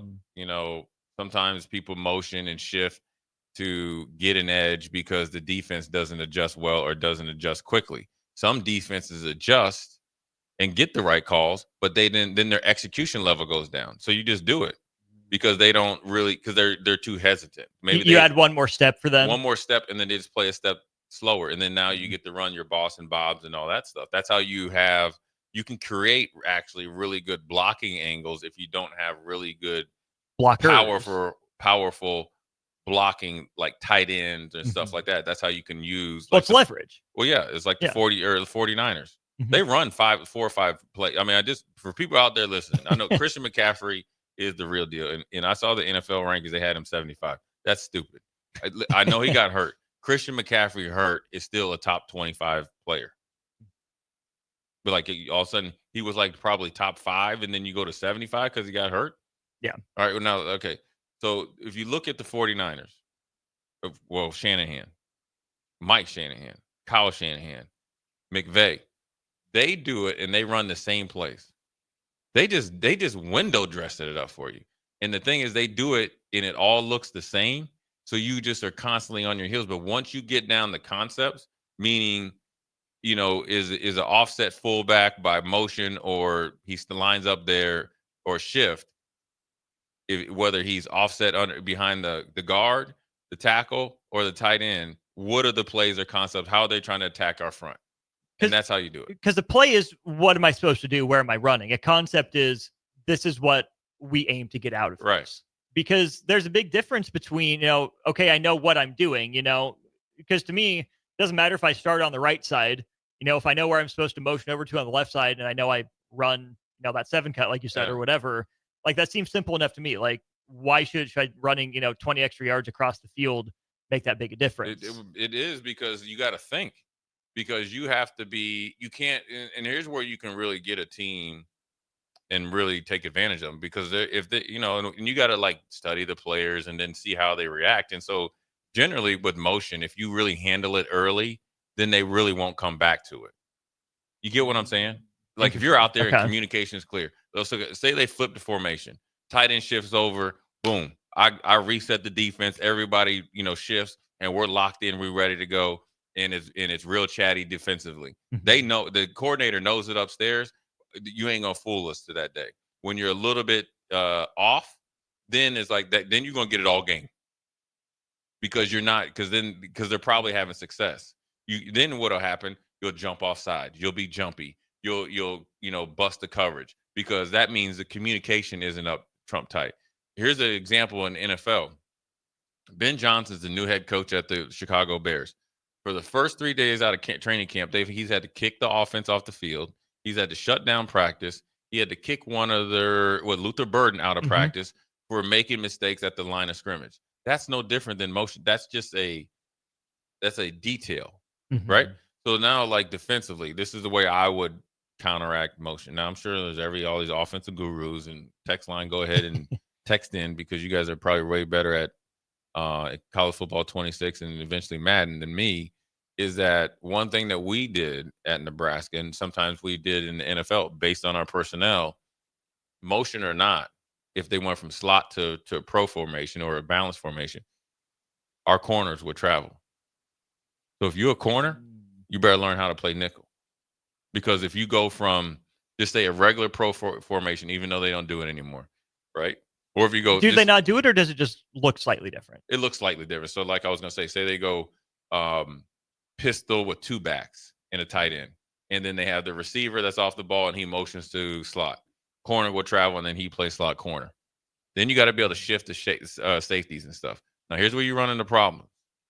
That can happen. And we ran, I've seen it to this day. We did that. We traveled. And Kansas City knew, because of the past history of one of our safeties or from Denver that played. So what happened was it was cover 2. They went to a slot formation. We checked cover 3, right?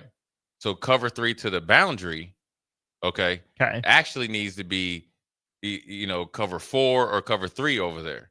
Because when you got the wing set, when you got Tony Gonzalez or Dunn, this is Jason Dunn and Tony Gonzalez, or Gonzalez and Dunn, they're sending one up the chute.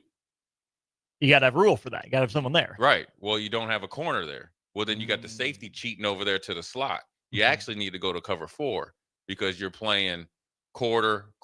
You could actually play a half here. Half, yeah. Yeah, you could, or a quarter. Well, when you go cover 3, that deep safety is gone. Gotcha. Well, here you go. You run the, Dino route or sluggo or whatever, or flat and go, whatever you want. Gonzalez up the chute. He's wide open. And that's another crap. that's a site adjustment where they were just a little bit better than us. Now, how you could counteract that, your outside linebacker would actually have to play the third corner. So essentially, he has to set the edge, right? Or you shift, or your linebackers over. I know we're getting into all this. I need to be on the whiteboard. You shift your linebacker over. You go into one back or one linebacker. Essentially, you're locking down every gap. And then essentially you're making the outside guy play like in a deep third, and then that boundary side linebacker buzzes the flat. So essentially you would have to be excellent in communication, and you have to be excellent in adjustments, and you have to be excellent in execution. That's where motion is effective for you. Brad on our Starter Heyman Jewelers text line says Nebraska needs to focus on not committing penalties before we start running people all across the formation like idiots. And on the one hand, I get it. But this goes back to something I've talked about with basketball all the time too, is that the less skilled you are relative to your level, on the one hand, you want to slow the game down, right? To get it simple, make sure you execute every possession, get it all right. But sometimes I think it's almost simpler for worse teams to speed it up, because you need a higher volume of possessions. But then you flip it around. what do the best teams do majority of the time, Jay, is they want to get more plays in. They want more volume because their advantages will stack up. The more plays they see, the fewer possessions you play, the fewer plays you're on the field for, it's higher variance. That's fool's gold. So That's just fool's don't commit penalties, and it shouldn't matter. That's fool's gold. You know where that started? Is it was with your boy down in Auburn. I think he's there again, right? Was it Hugh Freeze? Yeah, he was Hugh there, Freeze. Mm-hmm. and remember, he was Hugh Freeze, and then did Hugh Freeze leave, or he got fired? He was at Ole Miss. What was the what was the guy? You think Malzahn? Malzahn. Gus Malzahn, because he was at Auburn. He was at Auburn, then UCF. Right. Okay. So it was him though. Okay. So, and it was plays with them, and it was also a little bit of that Chip Kelly too. Yeah. Right. Where it plays right, and you wear guys out. That's not true. It's not. It it's really not, because here's what I'd ask people: if the offense is running 100 plays, and how is it possible that the defense is the only one that's getting tired? Yeah. I would just ask you that. Mm-hmm. Period. Sure, you can catch the defense in a certain personnel and a certain coverage versus your personnel, but you would have to do that at the beginning of the series or beginning of the quarter. At some point in time, there's going to be a stop in action.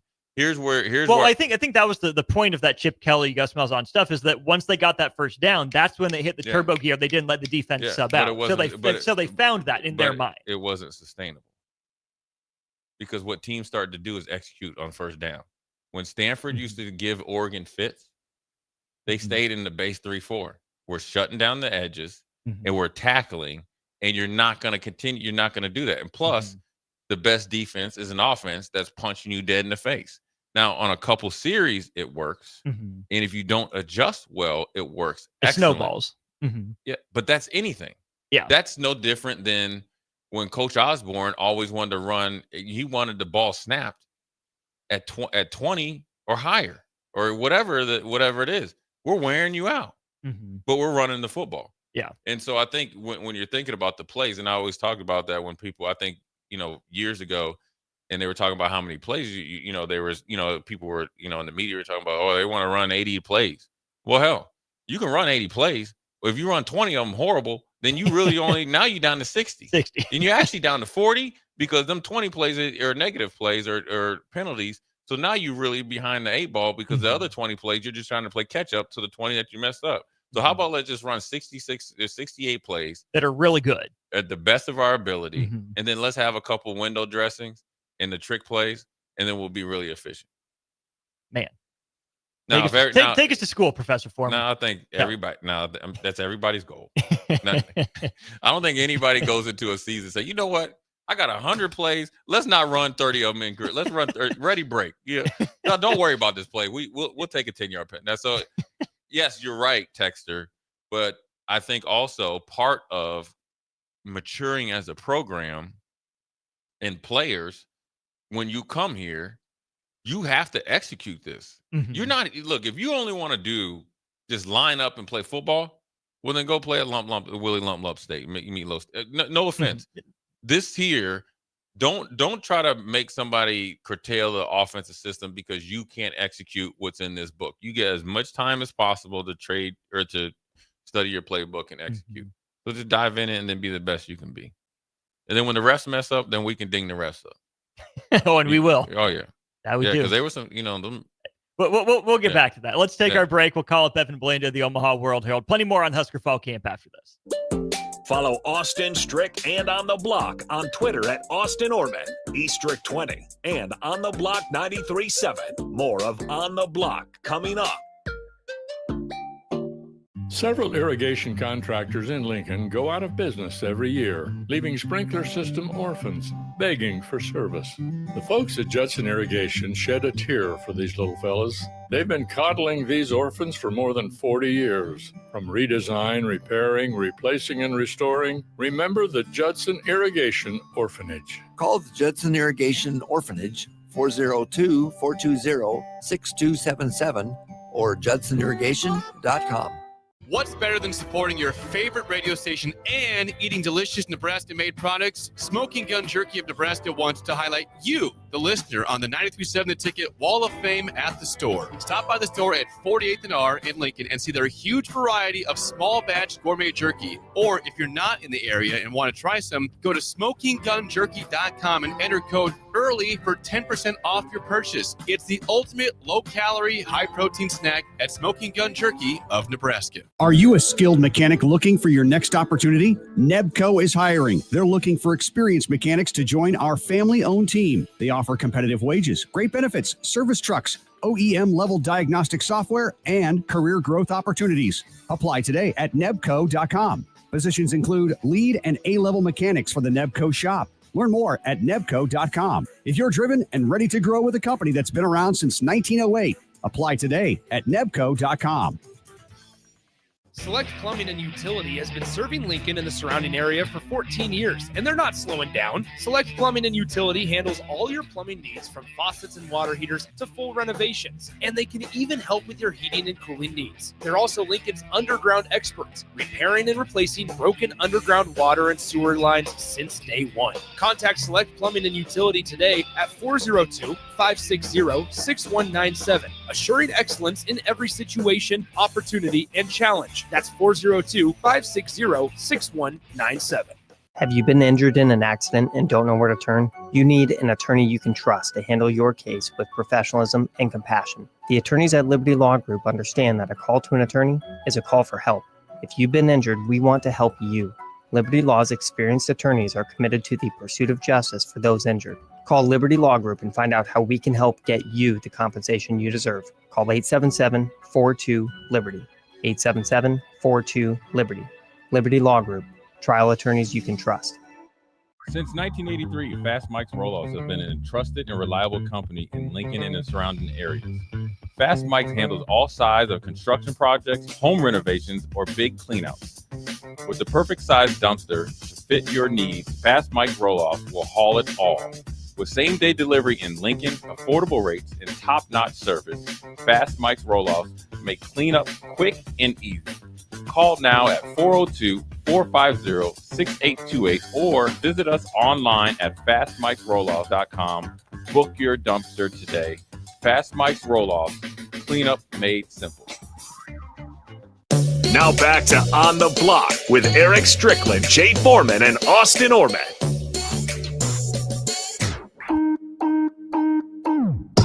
Welcome back in to On the Block, brought to you by the Mercado by Certified Piedmontese. This segment brought to you by Heartland of Nebraska Windows. Check them out online, heartlandofnebraskawindows.com for more information. We are headed to our Allo VIP phone line as well to welcome in Mr. Evan Bland of the Omaha World Herald, who was out there at Big Ten Media Days in Las Vegas. Crossed paths with Evan a couple times. Evan, how was your trip to Sin City? Everything go well for you there, and you make it back all right? Yeah, it was great. Stayed in the Mandalay Bay Resort and had a little fun. Finished slightly ahead, which is always good. Never a given at a place like that. Actually, the return flight, I got back a week ago tonight on a Wednesday night. There were some real severe thunderstorms and went through some turbulence and finally landed like between cells after midnight. So a little bit of an adventure there toward the end, but it was a good trip, worth it. And here we go for football season. Would you rather have an adventurous flight or an adventurous night at the tables? I mean, I want the flight to be as boring and as routine as possible. If I had never had another flight story, that would be fantastic. Yes, give me all the table stories. Occasional setbacks are fine as long as you're at a table with some fun people and can learn a few things. I'll take the table stories every day. My table story is I put $1 in on dollar slots, spun once, didn't get anything. And I said, screw that, I'm out. I can't do it. You know what? It's boring. It's lame. I get it. You gotta risk something to win something and all that. But I just couldn't do it, Evan. So I'm down $1 officially. Down is down, but it's only $1. So I can walk away feeling okay with myself. And did you bet when you were out there for the Crown tournament, did you put anything down? No, actually I didn't. That probably would have been the better opportunity to do it. But I was so low. That was my first time in Vegas. That's probably time to get lost. But I also just had no idea what I was doing, where I was going. So I decided to play it uber safe and then really stepped out on a limb with that $1 the second time. Okay, well, you're working your way up. Next time it might be a 10 or who knows what that'll look like. We'll have to see. If Tony Petitti has it his way, though, Big Ten Media Days is never going back to Las Vegas. I thought that was an interesting sort of kind of hardline stance for him to draw. I get it with the logistics and everything going on in Indianapolis. But, Evan, I really thought it was a really well-run event, maybe a little pricier than Indy. Maybe not an ideal setup, but I really thought there wasn't anything, bad about how things ran in Vegas for the conference. Would you agree? I would agree. Yeah. I mean, I was a fan of the Indianapolis setup. I liked being on the field, and it made a lot of sense to be there geographically and everything. But no, I thought, getting to Vegas was very smooth. The setup was right by the airport. There was plenty of space for all the television obligations that players and coaches had to do. I thought the main foyer outside the ballroom, it was a nice setup for just talking to the side or off the record with different people. So that all made sense. And it's a 18-team coast-to-coast league now. So in some ways, it kind of felt appropriate to be in a place like Las Vegas there too. So I know it wasn't the show in town. It was probably barely even a show in town, given everything else going on at Vegas there, or that goes on in that city. But I thought it was well run, and we got a chance to talk to everybody that you wanted to, and it did kind of feel like the unofficial start of football season. So if you ask PJ Fleck or Brett Bielema, I'm sure they would love to go back. I know Matt Rule wasn't a huge fan of that location, so I would imagine we'd be back in Indianapolis in the future, but having Vegas as a safety net's not the worst thing in the world either. I completely agree. It's Evan Bland of the Omaha World Herald joining us here on our Allo Fiber VIP line. Let's talk about football now that the season is indeed officially here for Nebraska and teams across the country. Let's start with the offensive side of the ball. Evan, what are some of the storylines that you're monitoring early on here in the first few days of fall camp? Well, just how some of the different position battles begin to shape up. I think the offensive line, how that comes together, is interesting because you do have so much depth there. I mean, even the position that's maybe the most unsettled there at right tackle, you're going between a guy like Tyler Kanak, who may get the first crack at it. You also have Gunnar Gatula, who's been a starter, and Teddy Prohaska, who's been a starter. And if and when Turner Corcoran gets up to full health, like he's done it on the edges as well. So there's just kind of how they parse through that, I think will be interesting.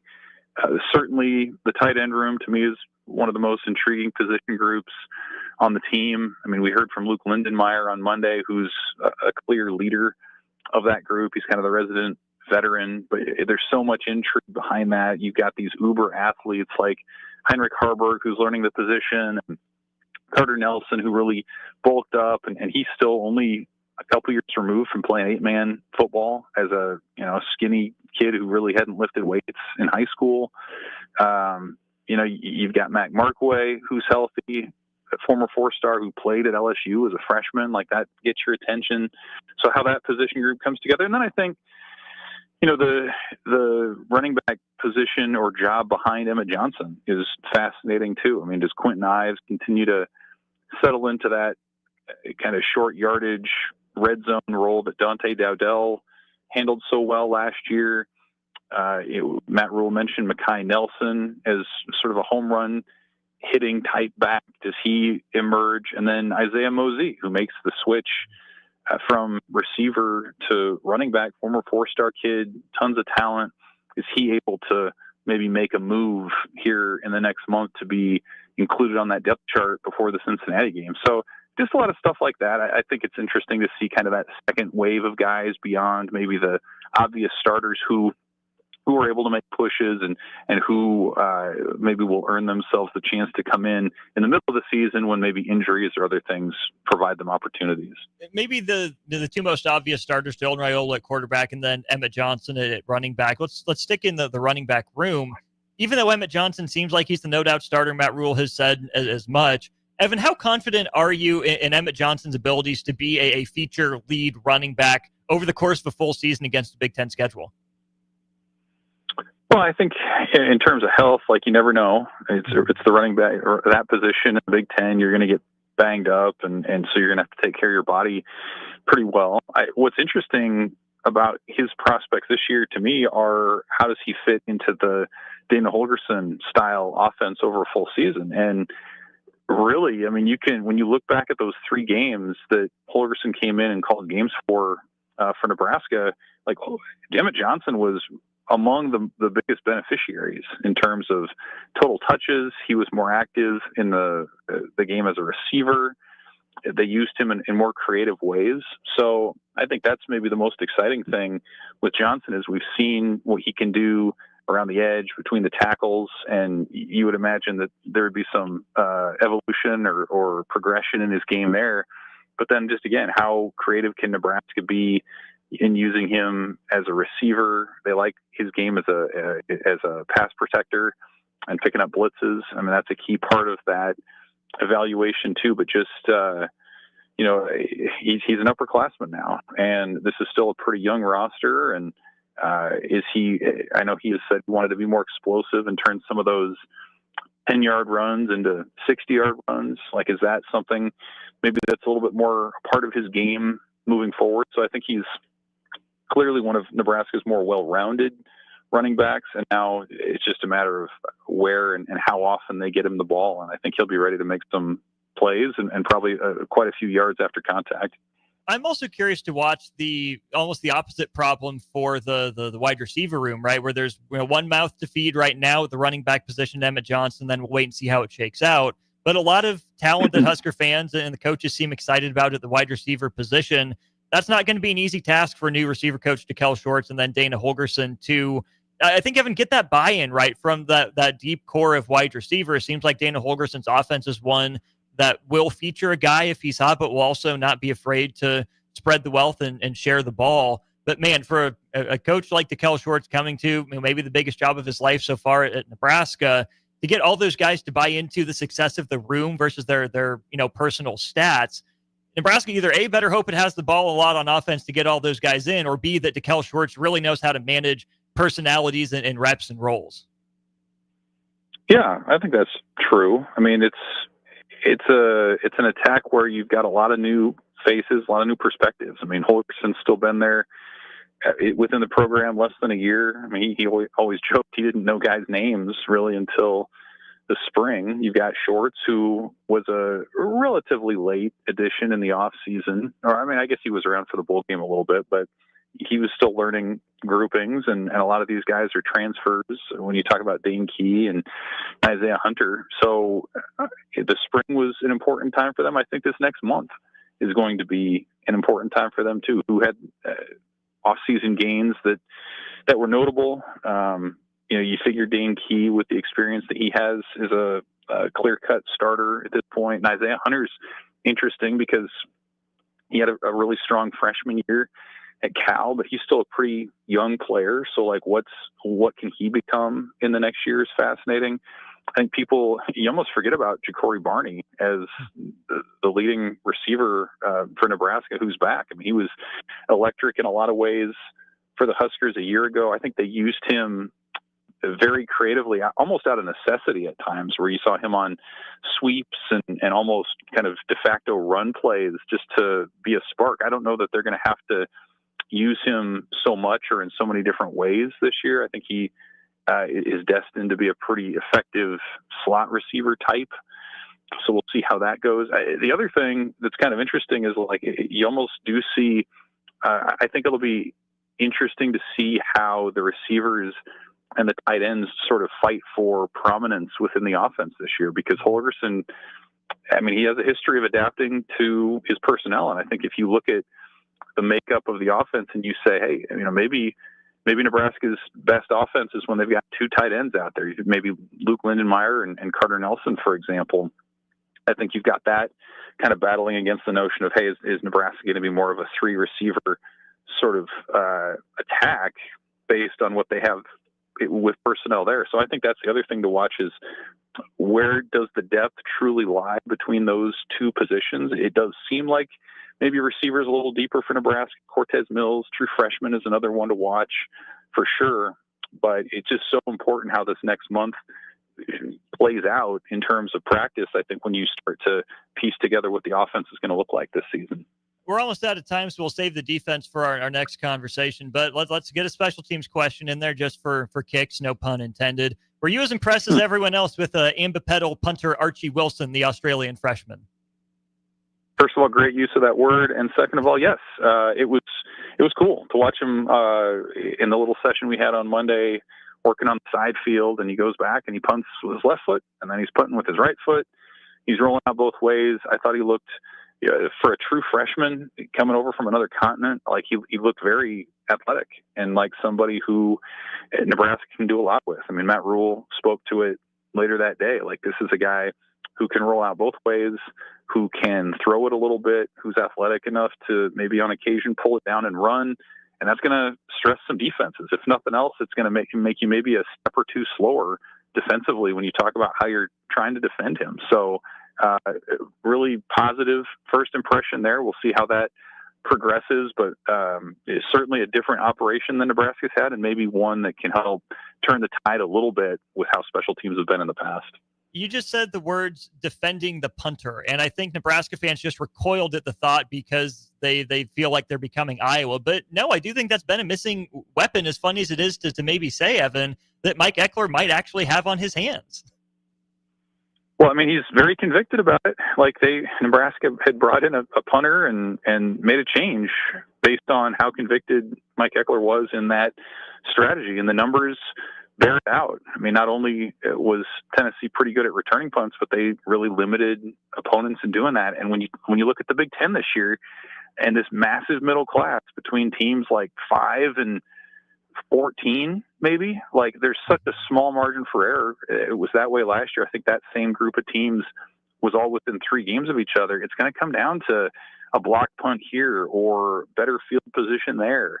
And if Nebraska and Eckler are convinced that this is the way to go, and again, Eckler's track record at Tennessee would indicate as much, then maybe that's the kind of thing that can swing a game or two. And I'm still in the camp that says if special teams this year just is not a liability, like, that could be worth a game or two for Nebraska. And if it becomes better than that, then you start to get into the territory where people are really optimistic about the season. So it's certainly different than what Nebraska's done, and based on their recent history, I think that's a pretty good thing.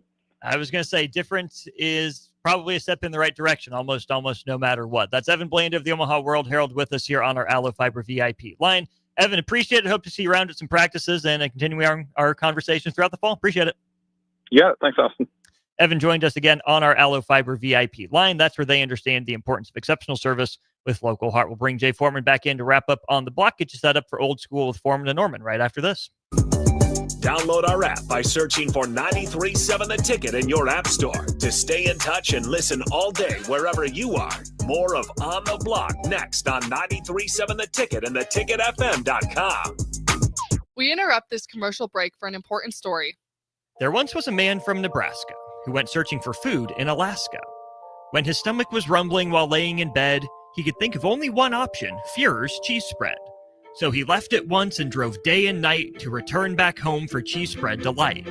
Now his stomach is full and the voice in his head tells him no more vacations without Führer's cheese spread. Find yours today at most local grocers.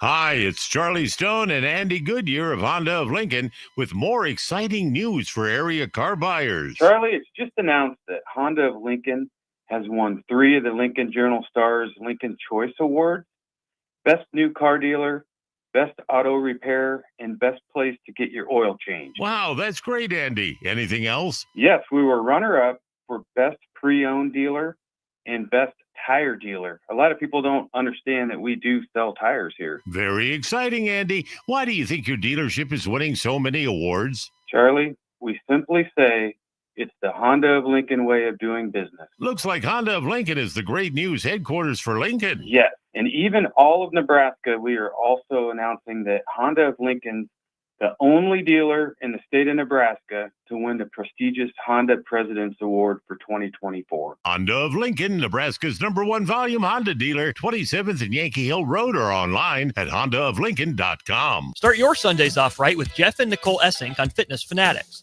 Jeff and Nicole discuss health and wellness, how to achieve fitness goals, and more through the life of gym owners and gym goers. It's Fitness Fanatics from 9 to 11 a.m. on Sundays on 93.7 The Ticket and theticketfm.com. Are you a skilled mechanic looking for your next opportunity? Nebco is hiring. They're looking for experienced mechanics to join our family-owned team. They offer competitive wages, great benefits, service trucks, OEM-level diagnostic software, and career growth opportunities. Apply today at nebco.com. Positions include lead and A-level mechanics for the Nebco shop. Learn more at nebco.com. If you're driven and ready to grow with a company that's been around since 1908, apply today at nebco.com. Are you looking to upgrade or improve the garage door on your home? This is Cameron Hall of Doors Plus. At Doors Plus, we guarantee to offer a wide selection of options from 5 leading garage door manufacturers as we deliver a free estimate, exact measurements, and rapid installation with a 3 to 5 week time frame. When you choose Doors Plus for your residential garage door needs, you'll work with our experienced technicians and be ensured that your new door seamlessly complements your home. Give us a call at 402-590-5800 or visit us online at DoorsPlusLLC.com. Doors Plus, garage doors, and more. Saturday. Eagle Raceway is open for a full season of dirt track racing action every Saturday night. Don't miss the epic battles on the high banks of Eagle Raceway each Saturday between the Nebraska Septic Sprint Cars, Nebraska Lottery Modifieds, Avid Realty Sport Mods, Valentino's Hobby Stocks, and A1 Iron Stock Cars. Let's go racing. Eagle Raceway, just 10 miles east of Lincoln on O Street. Check out the full schedule at eagleraceway.com.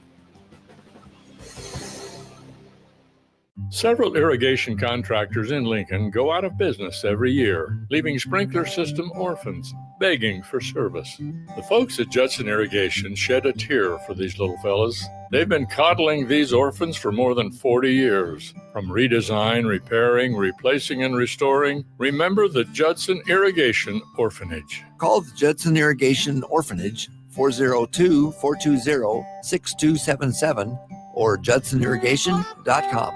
Advanced Medical Imaging is the largest radiology group in Nebraska, located in Lincoln at 7601 Pioneers Boulevard. At Advanced Medical Imaging, they utilize state-of-the-art technology and blend it together with their compassionate, skilled team to guide you through every step. Whether it's an MRI, CT scan, or X-ray, their precise diagnostics help your doctor deliver the best care plan for you. Choose clarity and comfort in your life by choosing Advanced Medical Imaging, located at 7601 Pioneers Boulevard and online at amimaging.com. Now back to On the Block with Eric Strickland, Jay Foreman, and Austin Orman.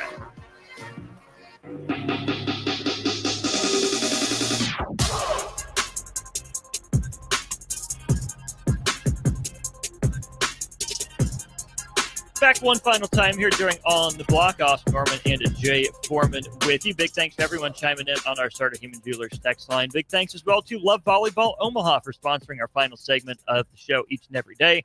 Get or renew your season tickets today at lovboma.com. 12:55, Old Dad 34, Brad, Gus, Mohawk, Gino. Really appreciate all of you chiming in throughout the course of today's show. Let's quick get to this, Jay, from Ben on the Starter Human text line. He just wants to know, essentially, how many smart people that claim to know football, what percentage of them do you think actually know football? That's a tongue twister.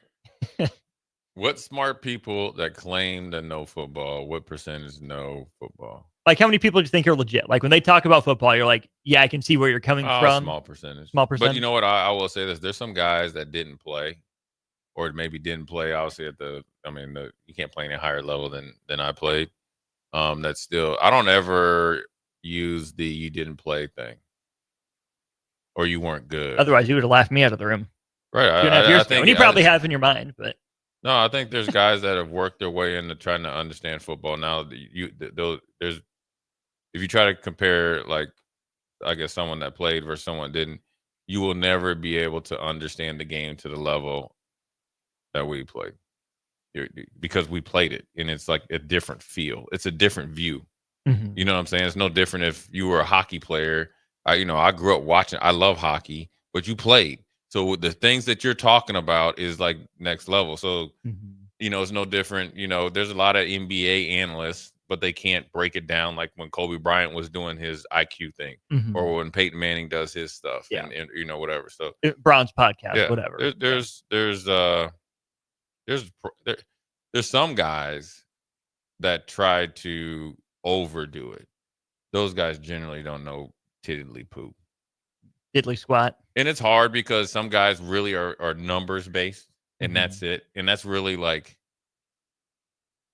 that's like I guess analogy is like not having any empathy, right?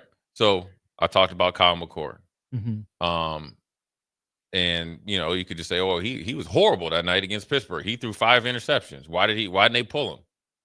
Well, that's easy because you just looked at the stat, the inbox or the box, the stat sheet. Well, you didn't see that there was 3 drop passes or tips that went into somebody else. You know what I mean? Which is where you can do like quote unquote numbers people where all they look is at the box score. Yeah. And I think that's a little reductive. But then you can almost get too lost in the sauce in the numbers, which that's where I get sometimes. Yeah. Well, his expected stats are this. Oh, I mean, he grades out as this compared to this. Yeah. I think really the danger isn't whether you know or you don't know. Everyone's going to have a different degree of knowledge sometimes. But it's, are you willing to say, this is what I think I know? This is what I feel convicted in. This is what I still have to learn. Yeah, and this is why. Yeah. And you know what? Just because I played, there's been plenty of times I've been wrong and thought something, felt something, had reason, but then there's like, okay, what your point of view or your reasoning, or the reason was opposite is 1000% right. I heard a coach say one time is like, not all interceptions are created equal. They're not. All interceptors are not created equal. Here's a perfect example, and I'll date myself, and it's before you. At one point in time, the Dallas Cowboys were playing the Pittsburgh Steelers in the Super Bowl. And I think the Pittsburgh had Neil O'Donnell and all that. And it was a pretty competitive Super Bowl. But Larry Brown had 2 interceptions, one for a touchdown, ended up signing a big free agent contract. Hey, everybody thought it was, but that's a byproduct of a superior pass rush group of being 8 deep. Then when you think of it, then you're like, okay, well, you saw that game, you might go, oh, he's just as good as Dion and all those guys, right? You got 2 number 1 corners. You got Dion and Larry Brown.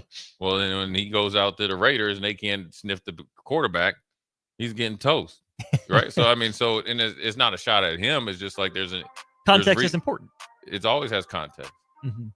But then also there's that little thing is like, you got to execute. Yeah. So I mean, it's it's like you don't have a very accurate quarterback. Why don't you got receptions? We can't, we call that the Colts problem. Yeah. He's struggling, by the way. Dude, 47.7 last year is the completion percentage. Yeah. What are we doing? There's a lot of things that go into it, and the first thing that goes into it is he's not ready. Yeah. Well, that's one of those things that we talked about. You got to put them out there when they're ready versus when you want them to be ready. Yeah. And that's at every level. More football coming up during Old School?